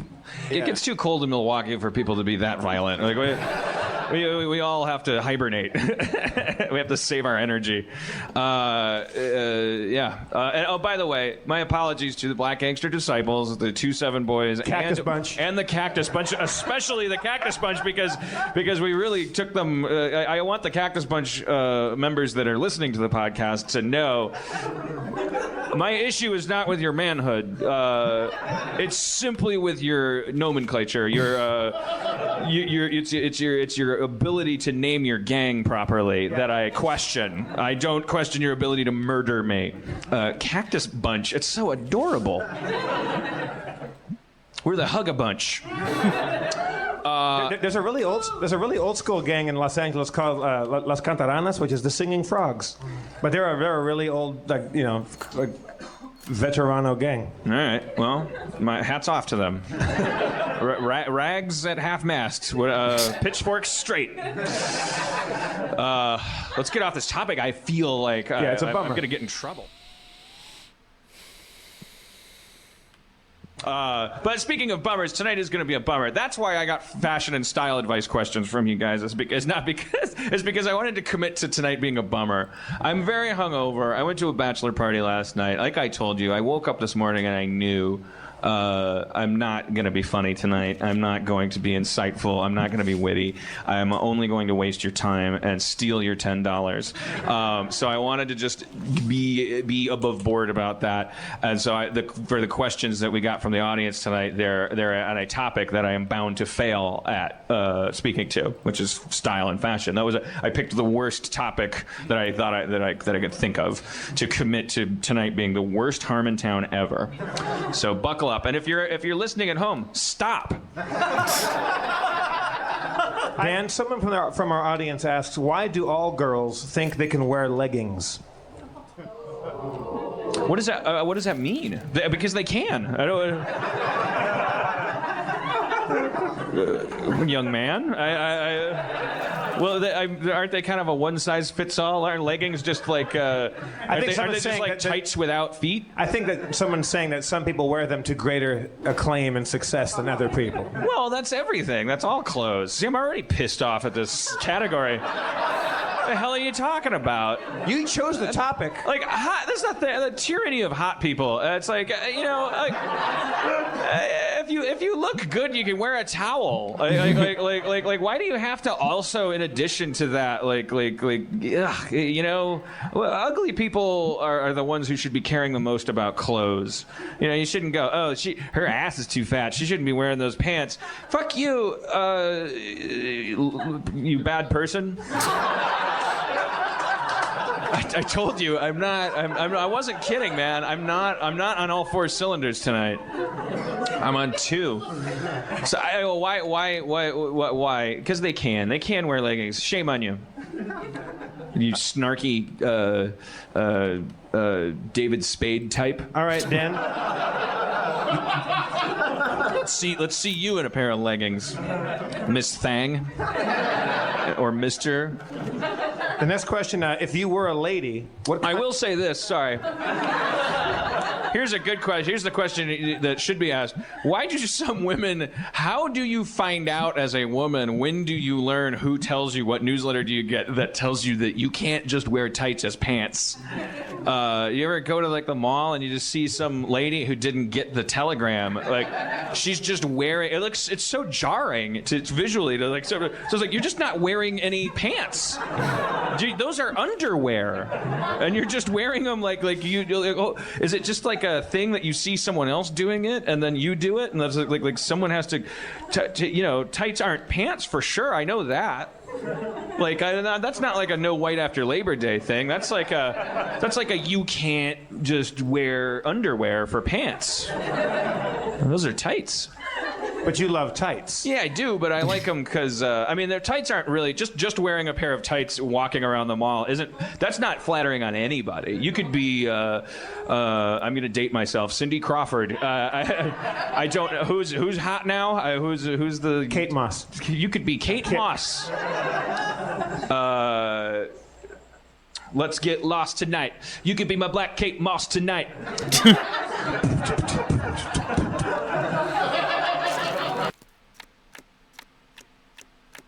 Dan, if you were a lady, somebody asks. And I am. What kind of dress would you wear? Oh, that's a good question. If I were a lady, I think I would dress a lot like the beautiful redheaded poet girl from Head of the Class. I think I would have a kind of like Laura Ingalls Wilder, kind of bohemian Edie Brickell kind of. I think I'd wear a lot of very long skirts with Now you're dating yourself. with tights and like a cardigan sweater. So you're like a horny Iceman, or your boner is frozen in like 1987. Oh man. It really is. I you know, for pornography, while other people are going to the YouPorn and the Pornhub.coms, I will often, believe me, I will go there too. But I will often go to YouTube and just type in like aerobics. And it's enough for me. Cynthia Caroluck is a Canadian fitness lady. And she was just 80s. She was in Cactus Bunch, wasn't she? She would always, you know, she would pronounce a boot wrong and tell you how to exercise, but she would, you know, she'd wear like these like leotards and cross trainers and white socks and tights, pantyhose, whatever. What is your obsession with, like, because like I like stockings, but like for some reason tights less so. Like I can't qualify why that is, but you love tights and like leggings. And I just like I like women. I like that they're soft and fun to touch. I want them to be. I like the. You know, it's weird. Fetishes are weird because there's a logic to them to a certain degree, but then there's just some weird. I think something happened to me when I was 6 years old or something.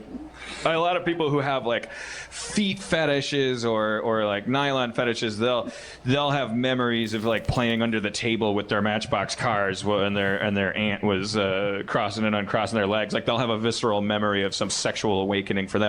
And I think what it is that I think your brain just pops like popcorn. I think there's a certain point as a primate that you're just walking down the street and you're gonna turn into a sexual entity and unfortunately whatever you're looking at, whatever's around you, you're gonna okay, he's a chocolate file. Wait, he's a Hersheyphile. I don't remember what year it would have been, but I'm pretty sure I drove one of my like either my old crappy Volkswagen or my shitty Honda. And I drove you to Sunset and La Brea was it a Wendy's or an El Pollo Loco? This is a little embarrassing. Yeah, okay, go ahead. Yes, you drove me to buy. This is before the internet was really a thing. You drove me to buy. I had arranged. It was like going to a drug deal. I had arranged to buy VHS tapes from a guy who was in town on the internet. The internet existed, but it wasn't like a place where you could watch video yet. That didn't happen until Rob Schraub and I invented it with Channel 101. And do you want to explain what VHS tapes are? They're these giant cassettes. Shut up. You drove me to a clandestine meeting with a guy who made videos of women just basically wearing like tights and pantyhose and hanging out. And you wouldn't even, it doesn't even count as pornography. Like there's a certain breed of video I watch where it's like it'll just be a woman at a desk just going like, "Hello, sir. Do you want me to hold your calls?" And then she just kind of crosses her legs and. That's called James Bond.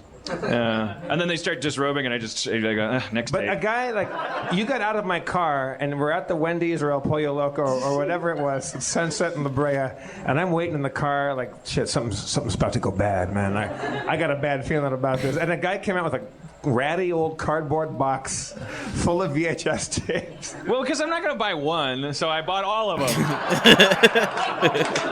It wouldn't make sense to buy one. Like, it's like, okay, how many do you have? And at the time, I was just kind of rolling in like Heat Vision and Jack money. Like, I didn't know what to do. I was living in a one-bedroom apartment in Hollywood. My rent was $550 a month, and I had like $300,000, just sitting in a pile. And I was like, what do I do? What the Wilcox apartment?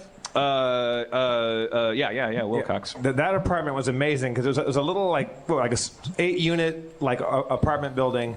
Like just a regular old like Hollywood apartment building, and you walked in, and Dan had bought the world's biggest desk, The desk was most of the room, right? Yeah, it really was almost as big as my living room. And Dan, at that point in his life, had decided he was going to be like Einstein and wear the same outfit every day. So yeah. Seth Brundle. So yeah, he'd gone to Sears and bought like a dozen of the same blue shirts. I got these baby blue short sleeve button shirts and like 6 black ties. So if you went to visit Dan, it looked like you went to go visit the manager of the local Albertsons. Except I dressed like Gus from Breaking Bad. but there was porn, Mountain Dew, and pizza boxes everywhere. Yeah, it was a lot of porn and a little mannequin parts and things. So I never got to see that. Hidden away in his bedroom, there was the only part of Dan's life that had any shame that he wouldn't allow everybody to see. Like, I went toward the bedroom. He's like, you kind of demurred one time when I went toward the bedroom. And like, no, that's the menagerie. That's what Rob called it. Here's the menagerie. What was the menagerie? Well, I was trying to figure out who I was and what I was into. I knew it had something to do with legs and nylon and cadavers. Well, you certainly would have a strong case for profiling me as a serial killer back then. I've since moved on, and I date human women now, and everything's fine. But I was like, well, my thing was, I was a serial monogamist. I kept getting in these relationships. I kept wasting women's time, and then it always ended in heartbreak. And I was like, I sure like jerking off, and if I can just figure out how to do it perfectly. If I can just be the Chuck Yeager of masturbation, if I can figure out what it is that really flips my switches, and then just be happy, that was the whole point behind getting the shirts and that was also, there was a reading Campbell's Hero with a Thousand Faces for the first time, and I was becoming obsessive, I was drawing circles everywhere and like trying to figure out this like simplify the story model. I was self-actualized. I admire that mannequin fucking Gus Fring serial killer. What comprised the menagerie? It was just at one point I bought a mannequin to see what that would be like. A full body mannequin. Yeah, because I thought. Where do you go to buy a mannequin? Online. It was like I ordered it from like a mannequin warehouse. Did you pretend to be like a fashion designer or something? I don't know. I fell back on the idea that what I was doing was so weird that no one would ever suspect. No one would ever go, "Hey, are you gonna fuck this?" Who would think that? I'm weird. I bet that amounts to like 50% of their mannequin sales. I read stuff about. There's a whole branch of the fetish that's like, and there was a story in the paper. There's no such thing as paper anymore, but there was a story online I remember reading about a guy who got arrested because for the 3rd time or something he smashed a display window of a certain store. He was in love with a mannequin. There was one specific one that he kept abducting, and so like he would rather break the law than go home without her. But did the mannequin keep escaping and go back to work? Why did he have to do Right, it 3 just times? give it to him. As soon as there was no one around, she would turn into Kim Cattrall and no, it was, I don't know. I think they would catch him because he was better at loving mannequins than he was a criminal. He wasn't, I don't think if he was a good criminal, if his passion was for crime, he would have robbed a bank. He was just so horny for this mannequin that he was breaking glass and he was getting caught because it's probably hard to abscond with those things. Isn't there a mannequin in Silver Lake or Los Feliz that you have a thing for? Say what? Isn't there a mannequin that you have a little crush on? Well, no, that's McGathy's jealous of this mannequin on Hillhurst. There's a record store, and there's a mannequin in the window that's like sitting in like a reclining chair, and she's listening to headphones, and she has a red wig on. So pretty sweet. But her bit is when we walk past it, she gets jealous of the mannequin. That's her bit. I'm over mannequins now, man. I love the real thing. I wasn't really into mannequins per se. I was trying to become the most self-reliant man in the world. I was trying to as long as we're here, as long as we're down at the bottom of this fucking circle, I'll say it. I bought a real doll. One of those things online. It's like a $5,000 like. I think somebody just gasped. Yeah. Oh. It's pretty extreme shit. It costs a lot of money, and then they send you a giant crate, and there's a fake woman in a box. And then It's a sex doll. I bought one. Rob Schraub and I didn't see you for 3 months. When you did, You had a big smile on your face.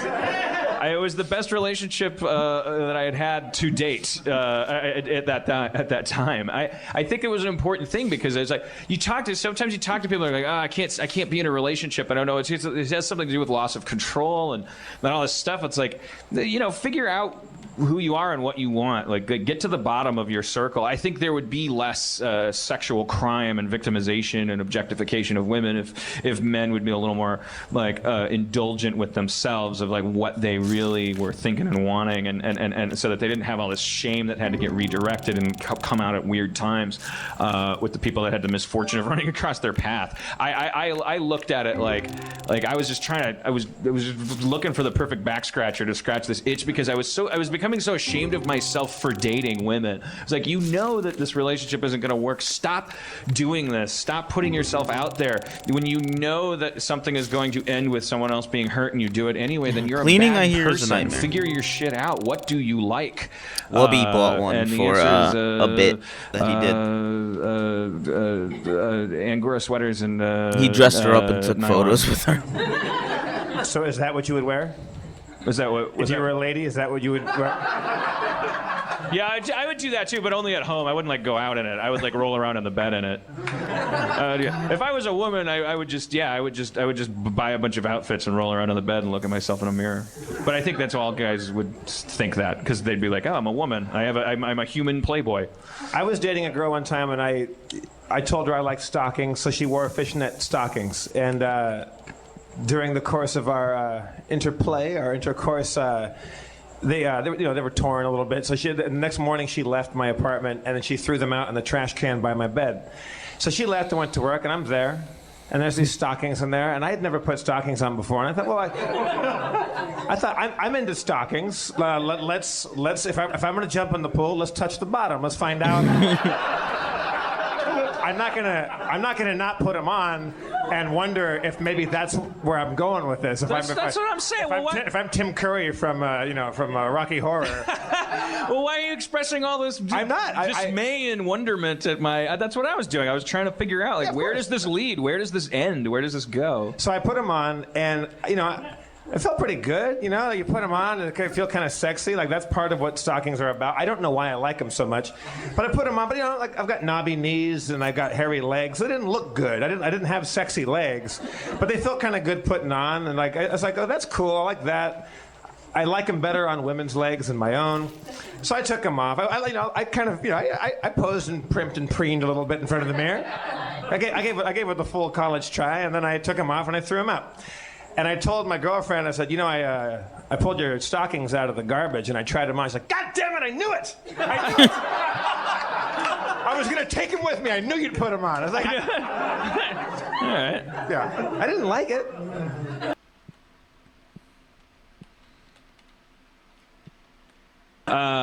You know what I did once that I've never told anybody except for brother.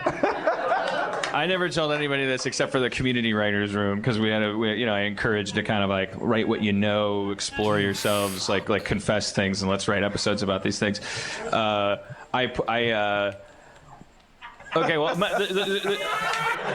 the story. You could cut the tension with a knife in here right now. Well, yeah, because there's absolutely no. Isn't that a refreshing thing though? To not know for sure that what I'm about to say isn't going to make your eyes fall out of your head. You really don't know what I'm about to say because I have established that I might say anything. I used to fuck a plastic lady, but here's something I never told anybody. Yeah. The story ends with a Sharpie pen up my ass. It begins innocently enough. Rob is losing his fucking mind. Well, can you make this Campbellian for us? It begins in Milwaukee with Schraub. Schraub was Schraub's the longest friend that I currently have. He's all of the friends that I have now, Schraub is the guy I've known the longest. We met in Milwaukee. I was 17 when I met Schraub. Schraub told me once, we started bonding about it. It was like, well, man, I really like jerking off. Yeah, me too. We were friends. We communicated with each other. We were talking about. We would shower together. It was no, I'm kidding. And then Schraub said, "You know the thing about the prostate, right?" And I said, "No. What is the thing about the prostate?" Should we get Rob up here to do his part? Well, we'll get him up in a second, maybe to tell his butthole story. But I guess this night just went to a weird black hole. Like it was about darkness. You said it. Yeah, I guess, but it's kind of joyful. I don't mind it so much. It's it's a little relieving. I hope no one from CBS or Fox is here.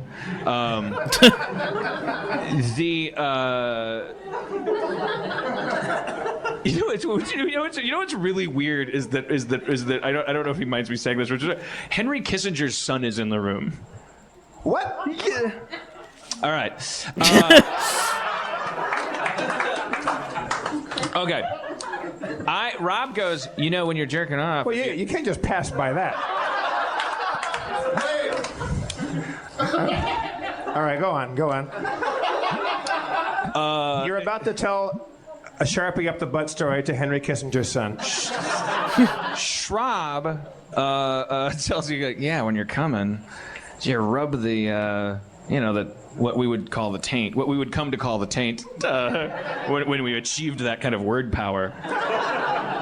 Rob's like, you rub that part when you're coming, it feels better. Come harder. Why do you keep looking at me? Who am I supposed to look at? That girl like that? Like, wait, that fella? Who should I look at? Well, you chose me for certain. Well, I thought I could trust you. I'll just stare into lights. Dan, look at me while you tell this story. So Rob said, when you're coming, you rub the the area between your butt and your balls.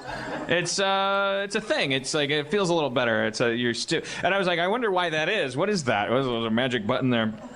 I did a little research. At the local library? Or? Actually, I just happened upon it. I think it was like in a Penthouse magazine or something. This is a pre-internet world of delightful be right back with the periodical literature.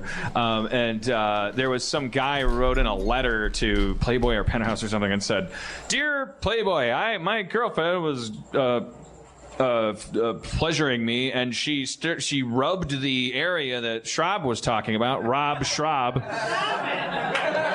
Stop it! Rob Schraub, Taint Master?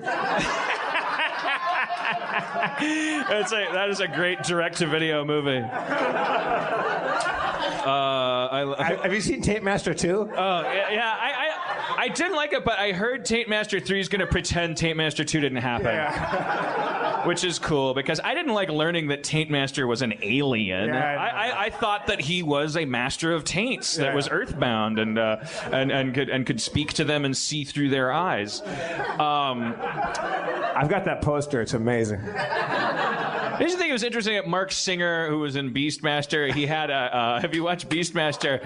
He has a very visible, very clear, what is it? It's a smallpox vaccination thing. I just think that's interesting, because it's like, he's the Beastmaster. He's even a master of microscopic beasts. He before anyone in this world had vaccinations, he did. All right, you 25-year-old fuckers. Maybe educate yourselves a little bit. I don't want us to go down that road again. Who is Edie Brickell? What's aerobics? All right, so Rob Schraub is rubbing your taint. That's where you left off. I was where you left off. It was Act 2. I read a letter in a magazine. Meeting with the goddess. I read a letter in a magazine where a guy wrote into a magazine and said, My girlfriend did this thing. She rubbed this spot, and something amazing happened. What can you explain? And the Dr. Sex or whoever he was writing into said, "Oh, she's stimulating your prostate gland. That's what's happening." Some people choose to do it internally. That's why people stick stuff up their butt sometime. It's the same thing. And so I thought, like you with the fishnets, what am I gonna die not having? What if? How do you know? I mean, what if it's my favorite thing? What if I turn into the guy that loves? Why did you climb that mountain? Because it was there. You hear about it sometimes. You hear about guys liking stuff in their hoo-ha. To dream, so I thought maybe I want dream. To fight. So at one point I'm sitting down for a personal session, and Mr. Kissinger. And I think to myself, maybe this is the time. I'll try to put something in there and see if it's like magic, you know, see if a genie comes out.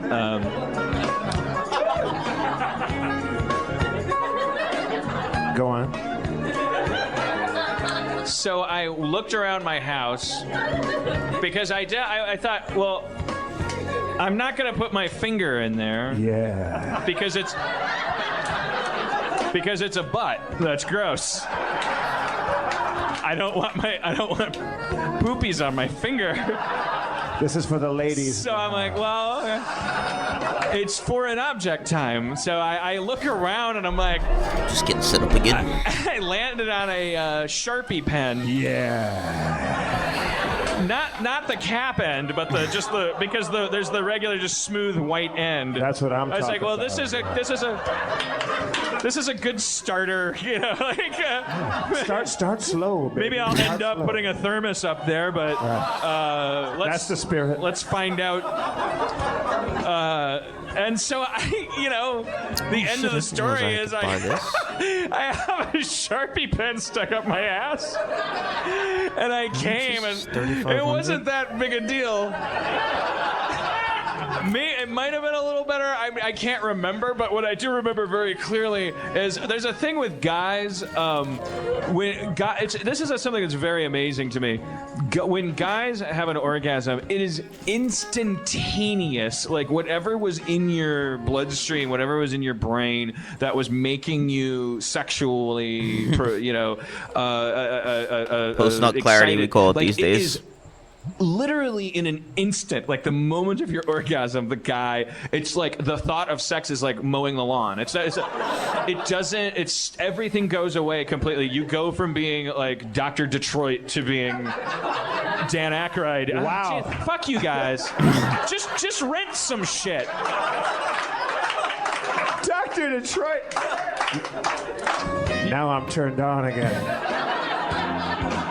You go from being Mr. Hyde back to having a PhD again as soon as you orgasm. So I came and I had a pen up my ass. That is the sweetest taboo. Thank you, sir.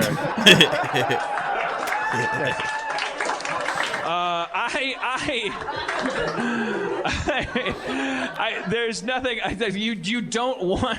Like you'll do almost anything when you're in that zone. Like it does things to your mind and your body. But then when it's all over, you don't want any props involved that are gonna like take time and effort to deal with.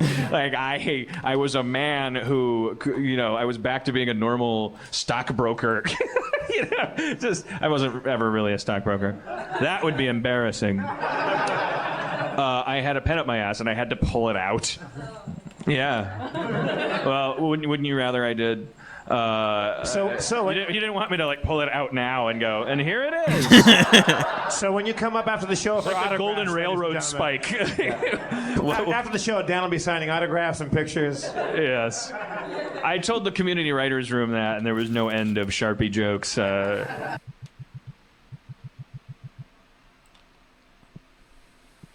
Yeah, well, do you want to... Here's some things on the docket for tonight. All right. We got to have Spencer come up, our dungeon master. Oh, fuck yeah. We're going to have Spencer come up, and he's going to just talk to us, you and me. Spencer, whom we met last week. Right? Yes, I brought a dungeon master up on stage who volunteered to talk to us about Dungeons and Dragons, and Spencer's going to come up, talk to us a little bit about the kinds of characters we might like to play in a Dungeons and Dragons game, and then he'll take his seat. There's a lovely commemorative Sharpie pen under it for him. And then next week. Then he'll, present our characters to us, and that'll be another. I got to try to. It's a weekly step-by-step baby steps. I don't know where that's going to go. Are we going to end up playing Dungeons and Dragons on the podcast here at Harmontown? Will we 3 weeks from now? Will we have a table up on stage, and we'll just do a little segment where we do a little baby chapter of an adventure with a dungeon master? Will Spencer be our dungeon master? Or having rolled our characters, will he abdicate that throne?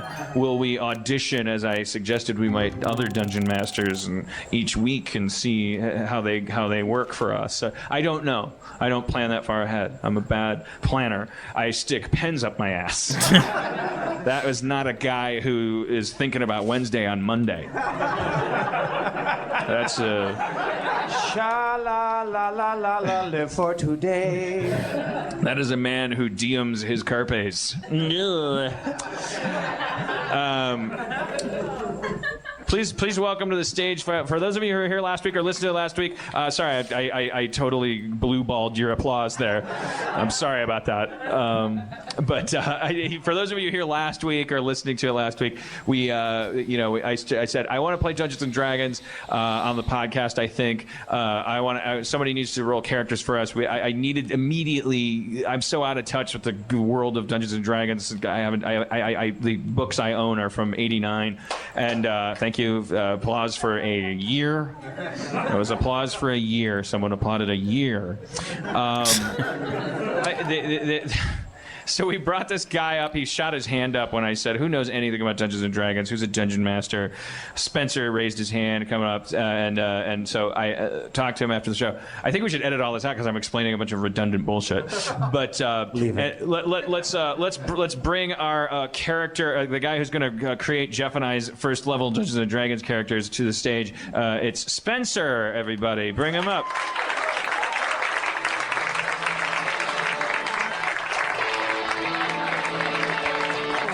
How's it going? Here he is.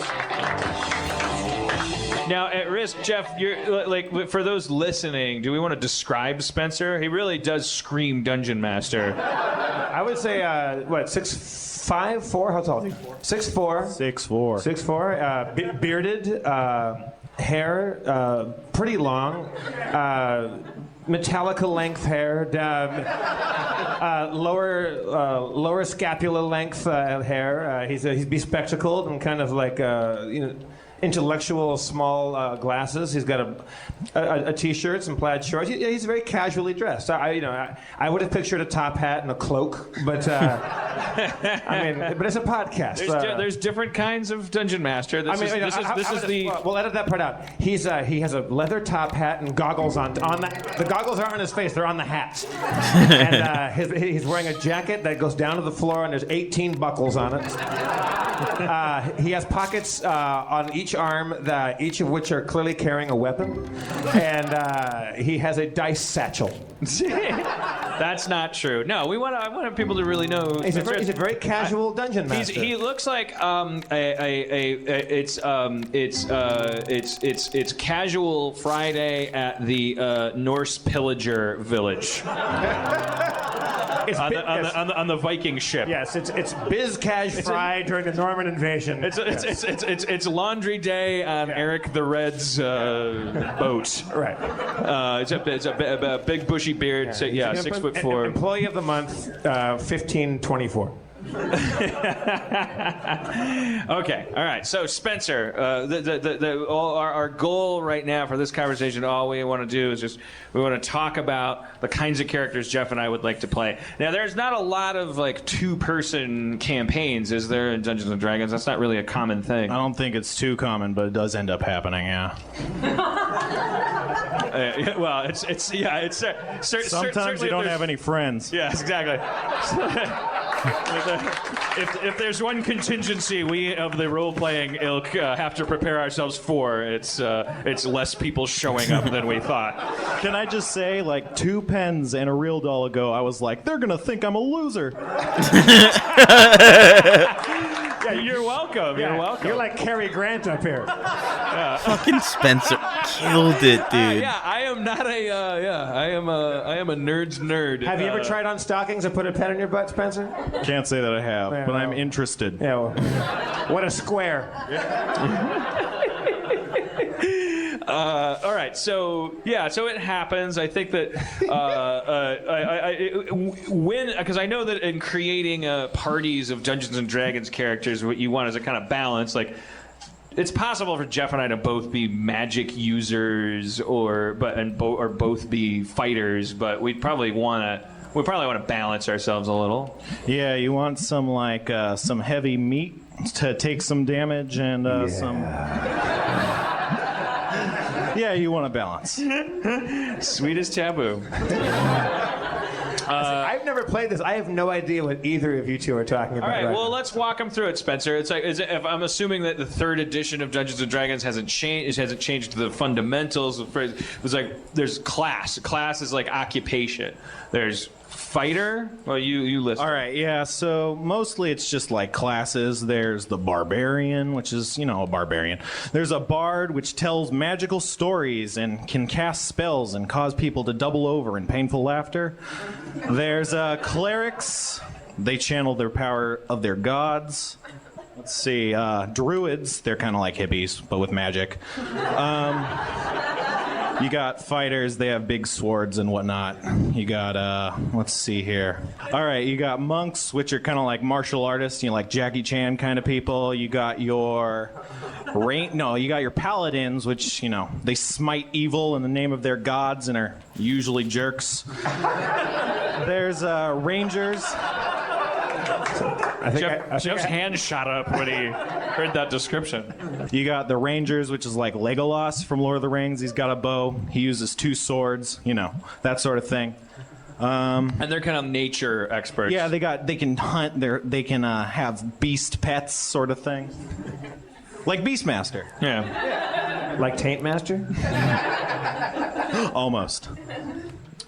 And wait, is that are there's thieves and assassins? Yeah, there's thieves, which are rogues. They can be like assassins or just thieves, stealing stuff or sneaking on high ledges. I'm going to go for... what's a barbarian do? Barbarians fly into dangerous rages in which they shrug off even the fiercest of damage. I'll take that. I'm a barbarian. All right, sounds good. So then I definitely I feel like Can I wear a suit? Can I be a barbarian in a suit? Yeah. No, it could be like ripped, cut off like slacks. Sweet. barbarian in a suit. Cut off slacks. That's a librarian. I should offset that then with like a spell casting kind of occupation. Yeah, like a bard or a druid or a wizard. I think I'm just gonna go straight up the middle because you got a barbarian, and then I should be a cleric or magic user. Yeah, a cleric or a druid. I'm gonna say magic user so that we have some offensive capability between the two of us. Thank you. Get a little bit of applause there from Rob Schraub. So then there's class. That's the first choice you make. So we've done that. Then there's race. Yeah, my favorite. The most exciting thing in the world to me. You're a Filipino bard. You want to run down the races? Yeah, you got humans. Those are us. Oh, he's good. The right man for the job. You got your elves. Most people know what elves are. They live in trees. They're like bows and arrows. Tall, but some people think elves are little shrimpy people. They make cookies. Yeah, like this isn't a Keebler elf, is there? Well, actually, yeah, Lord of the Rings. Now everybody knows that it's Orlando Bloom. Okay. You got half elves, which are half human, half elf, loved by all. They're accepted. Okay. That's just true. That's the game. Don't hate the role player.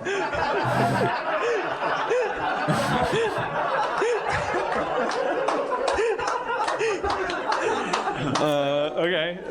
You got halflings, which are really short people, kind of like toddlers if they looked old. I think I'll be a human. I'll be a human magic user. Pussy. All right. This dwarf barbarian is going to beat your ass. Am I a gnome or a dwarf? You're probably a gnome. You could be a dwarf, but that's less hilarious. Gnome it is. Yeah.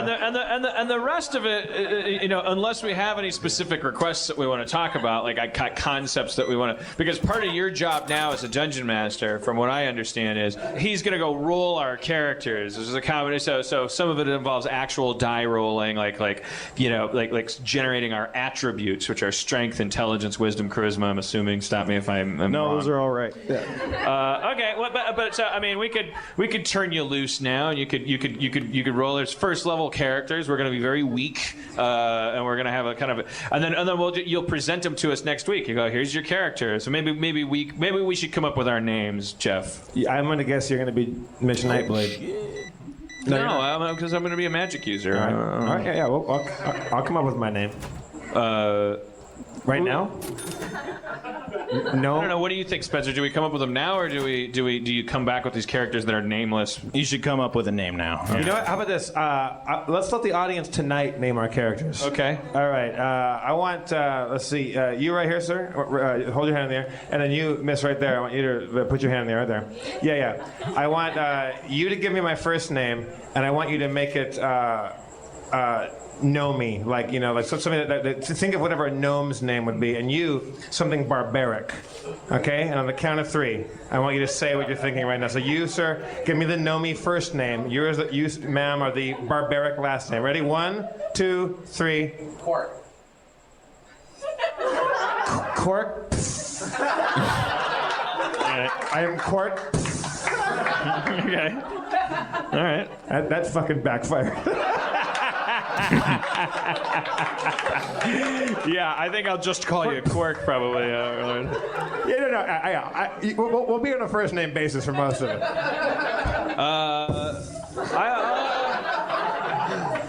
come from a long line of. Magic user. Sharpie. Sharpie butts a lot. Sharpie butts a lot. Okay. All right. No wrong answers. Sharpie butts a lot. The magic user. We're definitely starting off on the right foot. Okay. All right. Well, let's have a hand for Spencer. He's going to go do some hard work for us. Spencer. And thank you, Spencer.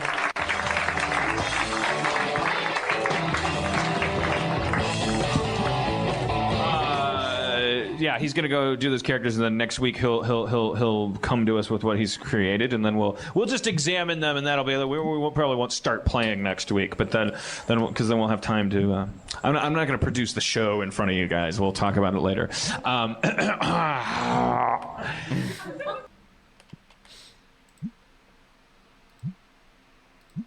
We should do rapid fire. Let's get these fashion questions out, and then let's send these people on their merry way. It's Friday night. They got. We're not going to hear Rob's butt story, or no? Well, I just don't think it's time. Rob washed his butt too much, and.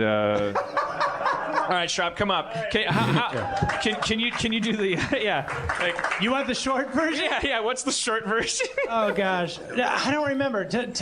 Remind me. How did this all get started? By the way, it all got shittiest seats in the building. I know. I don't know why they put chairs These there. are reserved. Yeah, These are reserved. Well, also that's my fault. Rob's describing. This is your view the entire time. Yeah. If you sit stage right here at the show, audience left, you look at the back of Dan's head most of the show. Yeah. And his ass. It's my fault. It's also my fault because I tend to talk to Jeff because I'm insecure. That's okay. And so then you're looking at my tight ass. Also, at Everything is Everything is Festival, Joel in Cinematic Titanic is going to be on Sunday. Oh, okay. So go to see that because it's super hilarious. It's important to mention that our hero and mentor Joel Hodgson from Mystery Science Theater is here. Yeah.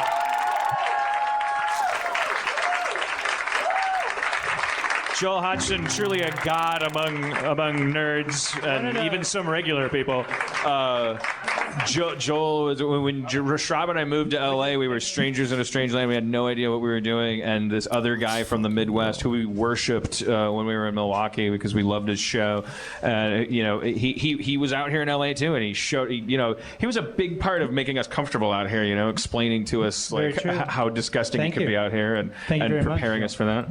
And he's a good stand-up guy. He's a great guy. I miss him like the Dickens. Missing Dickens. Anyway, you made the whole taint thing sound like we were like some serious Chuck and Buck shit.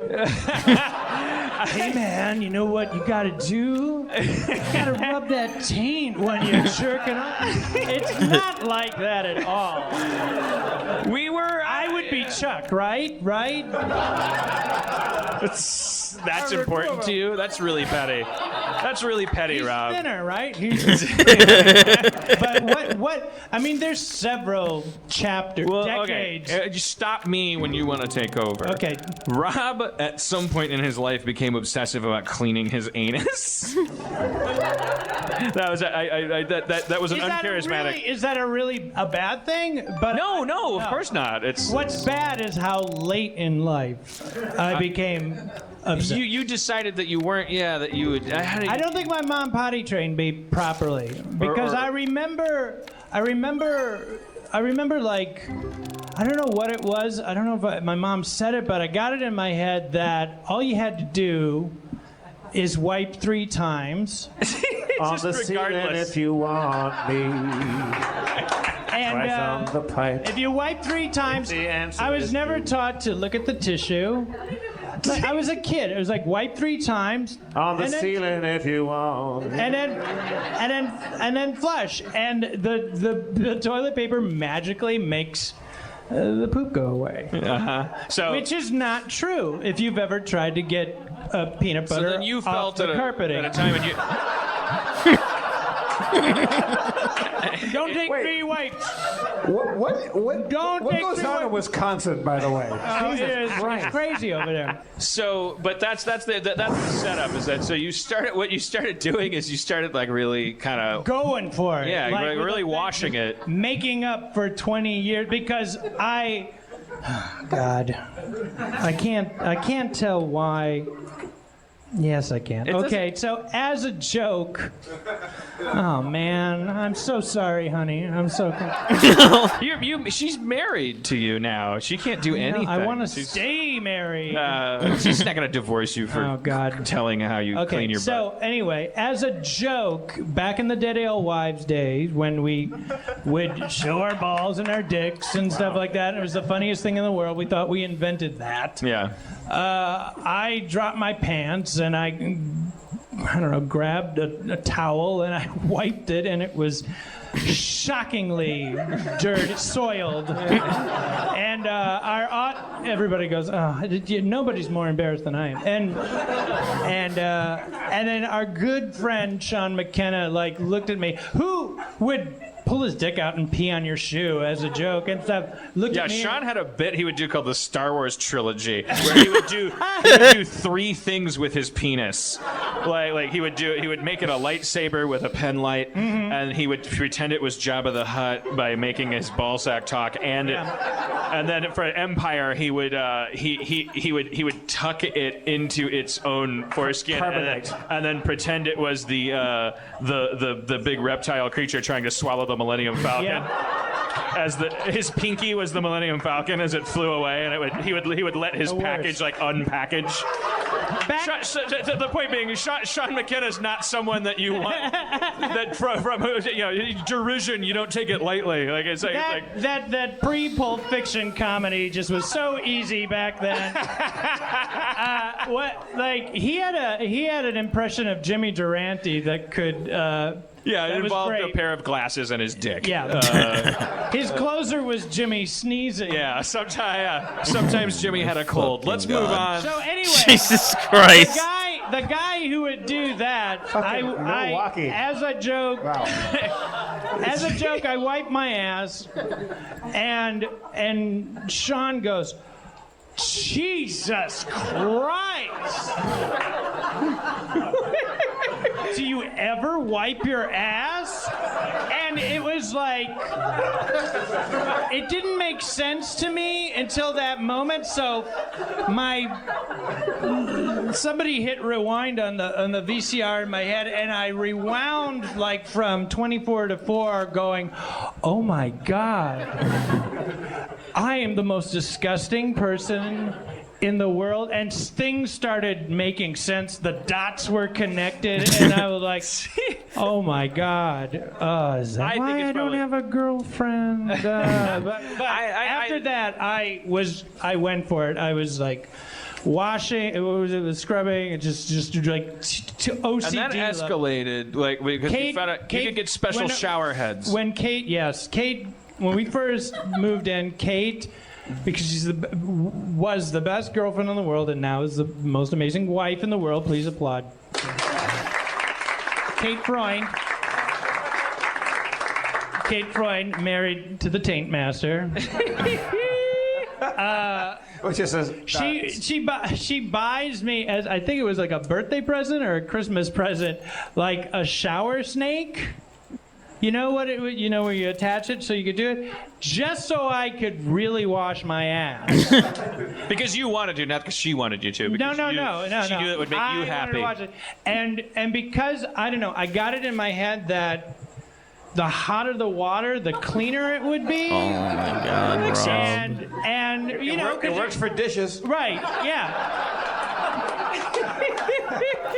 That's what I did. Yeah, that's what I was thinking. So I remember there was a point where I was like, I have my leg up. Lunatics. I have a leg up. I know. You dressed like a I've woman. Invited people. You put on fishnets. I look good. I remember I'm in the shower, my leg hiked up, spraying, and on the other hand is slowly turning up the heat. So I'm going and going like One pill makes you. Yeah, just really trying, because I was trying to You're trying to clean boil away 20 years worth of disgusting, terrible hygiene. And I remember like one. I know, they're amazing. One time I went really too far. And I think I got like an instant message, like an iChat. Well, that was like the night before New Year's, because we went to Vegas with Davis and like Akiva Schaffer was there and Drew Carey was there and I was like, well, it's. Were you there, Kate? Were we dating it? Okay, all right. I don't know. Well, it's New Year's Eve. All right, time to. Better put on the top hat and tails here. Let's just really clean it up. And I remember. Did we drive? We drove there, right? I don't know. Somewhere between the shower and the stroke of midnight, things just were not right with the Taint Master. I was, oh, gee, and it was like I scalded my entire, like, I just was like, for a month, I was just like, torn up. So you went to this doctor. That's the story that I. Okay, wait, that's I didn't. So I go to the prologue. Yeah, that's the prologue. That's the crawl before we go to Tatooine.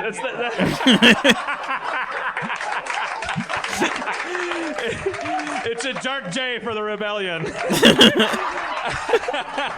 Hoth. It could be Hoth. Oh, they don't even know. This is probably Hoth. Your asshole needed to go to Hoth to cool down. So I didn't have a doctor at the time, and Kate helps me find this. It was the worst. I had this terrible Armenian doctor that I went in there. Which isn't. That's not. He wasn't terrible because he was color. Armenian. That's It just was there terrible for and Armenian. It's not like Irish medicine. No. It just. And I went in there. And I didn't sit down, and he's like, "Oh, what's wrong with you?" He studied in Italy. He went to school in Bologna, I think. Was his name Boyardian? Oh, what's up? Had a chef's hat and curly but Boyardian? Oh, what's so wrong with you? What's so wrong? Dr. Boyardian. You're needed in the meatball ward. So we talk for a really long time. He says, "So what's the problem?" And I'm like, well, I think there's. He might not have been Armenian, by the way. I think I can't do an Armenian accent, so I just do Italian. Oh. Was he jumping over barrels? His secretary was a giant gorilla who had plus signs for teeth.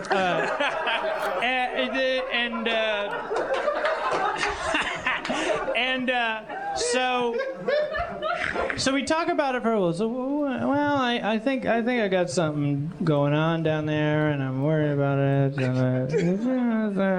I'm trying to find out if there's a way that we can do something about it without me showing my butt.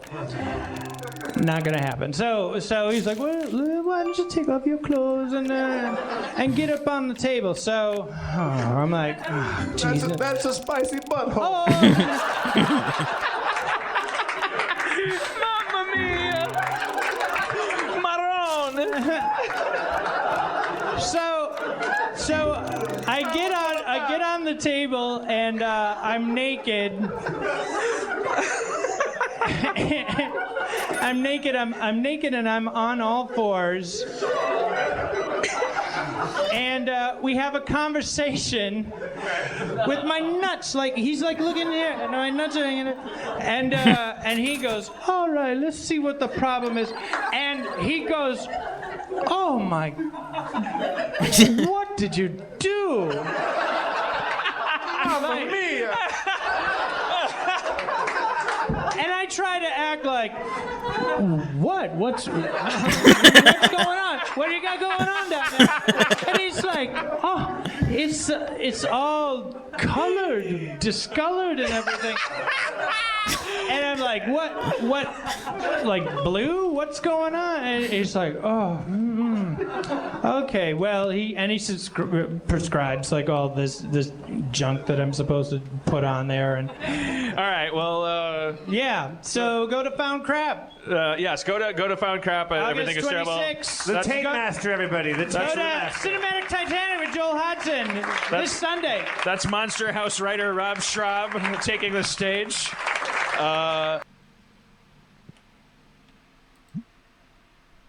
All right, we're gonna end the show with the speed round. Yeah, we gotta. I feel bad because people write these questions and then they're like, "How's he gonna answer?" There's a lot of good ones. Our audience is the best. You guys ask the best. You're really good at this. We have you write stuff down on pieces of paper, and you're always so cooperative and so sincere and like really cool about it. I want to reward you for that, not punish that. I'm sorry. It's we ran uncharacteristically long, but I do want to tend to them. All right, here we go. Ladies and gentlemen, the theme tonight was fashion and style. This is the speed round. Dan, I want you to keep your answers as terse and as succinct as possible. Should we get a number of words for the answers? You pick. Okay, let's do 3-word answers. 3-word answers. I saw Zach hold up 3 fingers because he's like, I got a pork chop with my name on it at home. Zach, our technician, says 3 words. Here we go. Starting off, speed round. Dan, is it all right to wear a white fedora after Labor Day? Yes, sirree, Bob. Is it ever okay to wear a patterned tie with an argyle vest? Yes, sirree, Bob. All right. Okay, this one's a little more abstract. Ted Nugent or Gary Busey? From a fashion standpoint. Obviously, Gary Busey. All right. What do you think of people who wear glasses to look nerdy or cute when they don't even need them because they have fucking 20/20? Meow, glasses lady.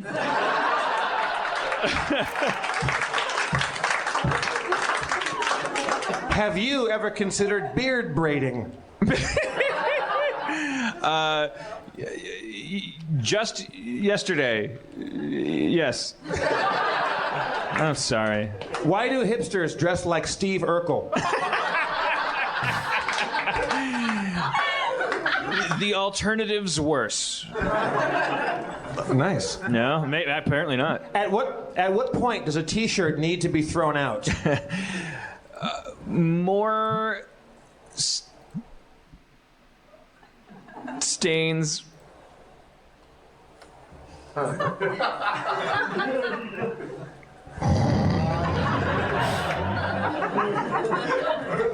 Happening. That one was brought to you by Nike. Tonto. Where do you buy your clothes?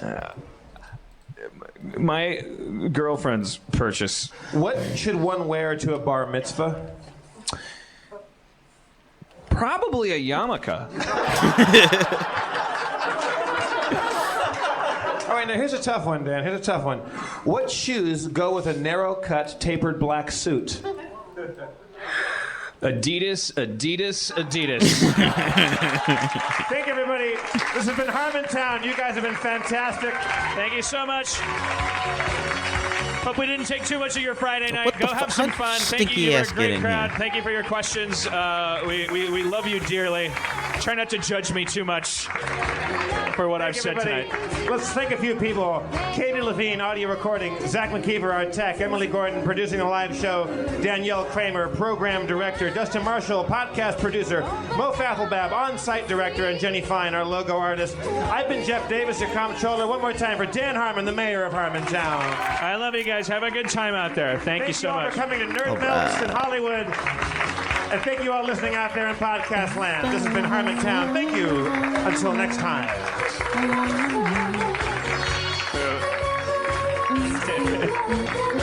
Thank you. All right, guys. We're going to end that there. We'll finish up this day. We will finish up this day before we end stream. But yeah. Thanks for hanging out. Thanks for listening to some Harmontown. I always enjoy it. It's always funny. Yeah, Sam, don't worry. I'm going to come outside in just a minute. I know you're antsy. You want to go play. We're going to go play.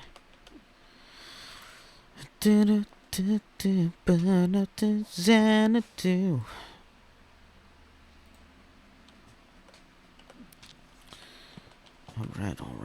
Alright.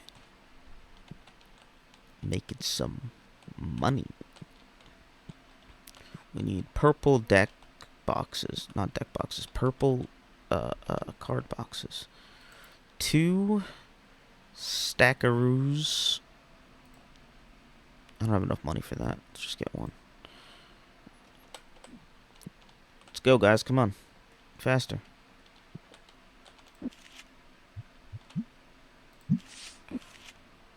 $4.32. There we go. Okay, that's a little better.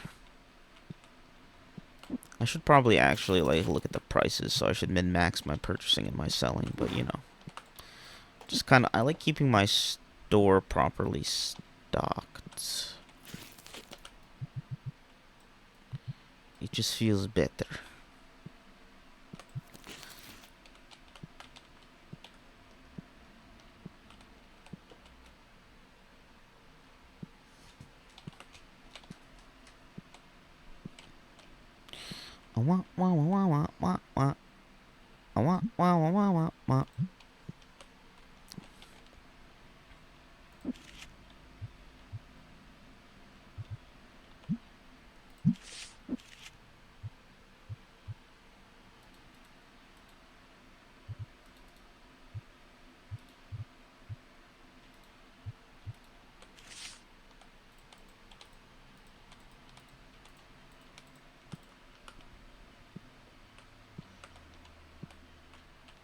See, what's my most expensive card right now?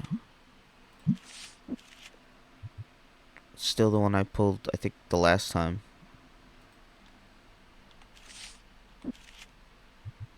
I got this I think did I pull this one today?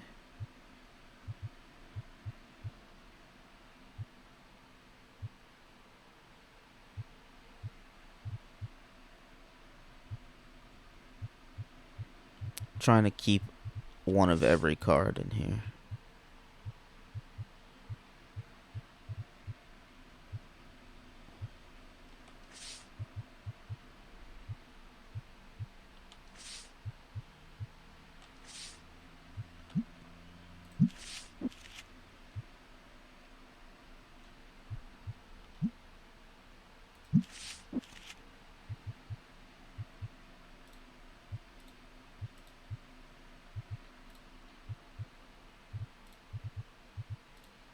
Oh wait, I don't really. Oh, whatever. I could have bulk boxed that, but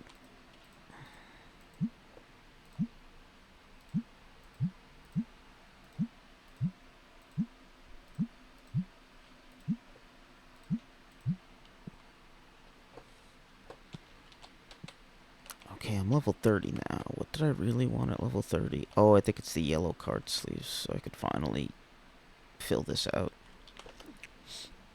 But how much are those licenses gonna be? Oh, 800? Let's fucking go.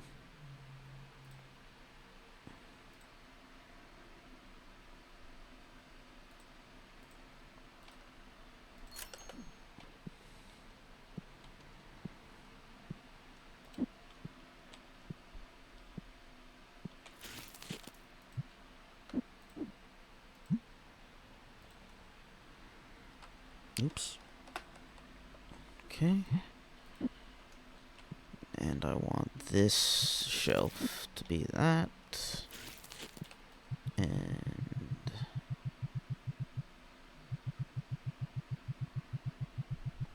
there we go. My rainbow is complete.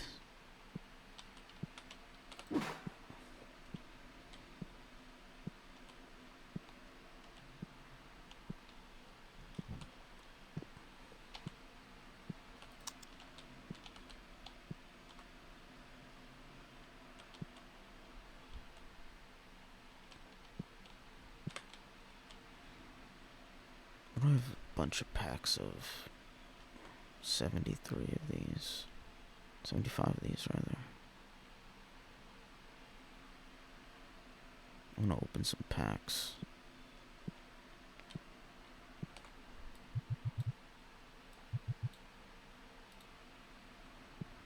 In my little degenerate corner.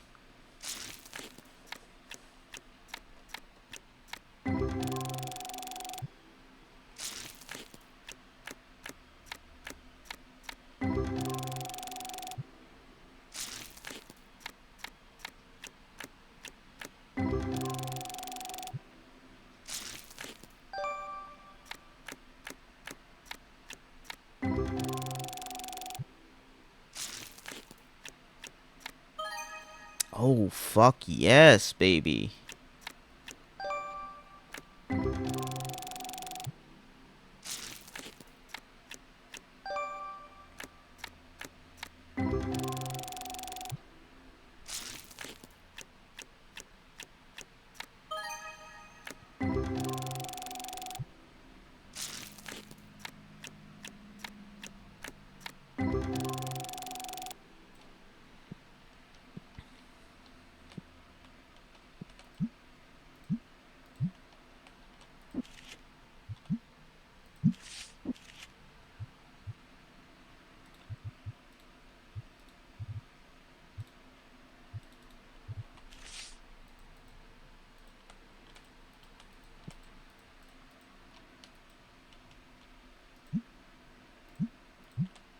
% over market.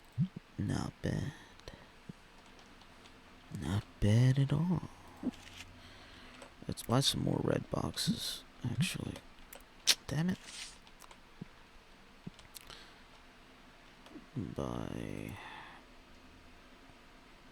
Oh, I gotta get the license for this. It's so much to save up for the license, though.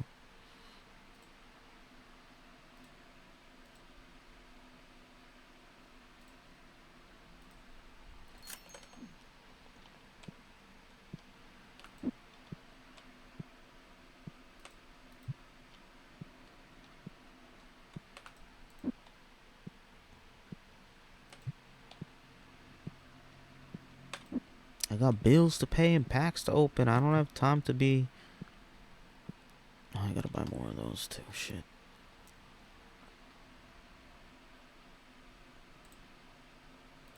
Damn. I want this too. What else did I need? Oh, I think it was green sleeves. Green sleeves. And yellow sleeves.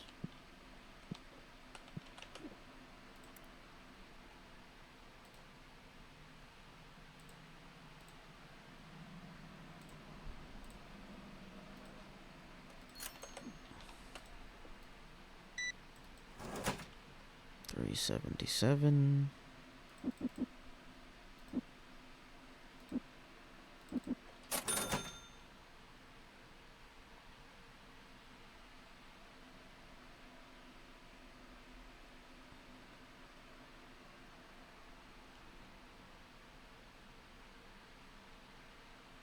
No, you're not sitting down in my shop.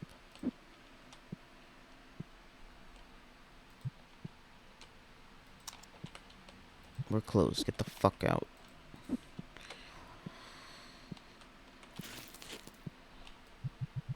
Closing time. One last time for pack opens. So finish up your destiny bonds. Alright. Alright, guys. Thanks for hanging out. Thanks for watching. If you're watching on the YouTube, remember to like and subscribe. Come hang out. Watch us live for Twitch. When there's more people in chat, we talk a lot. We talk a lot in chat. We have chatty chat times. It's fun. I'm cool as shit. You guys want to be a part of this. You all want to be a part of this. Well, I'm just saying, Mishy. You are good enough. I just like to listen. Oh my god. See what you guys did? This is all your fault. This is all your fault. Like and subscribe so I could stop with my fucking mods already. God damn it. Alright, guys. I'll see you later. Bye-bye. Bye. Bye-bye-bye-bye-bye.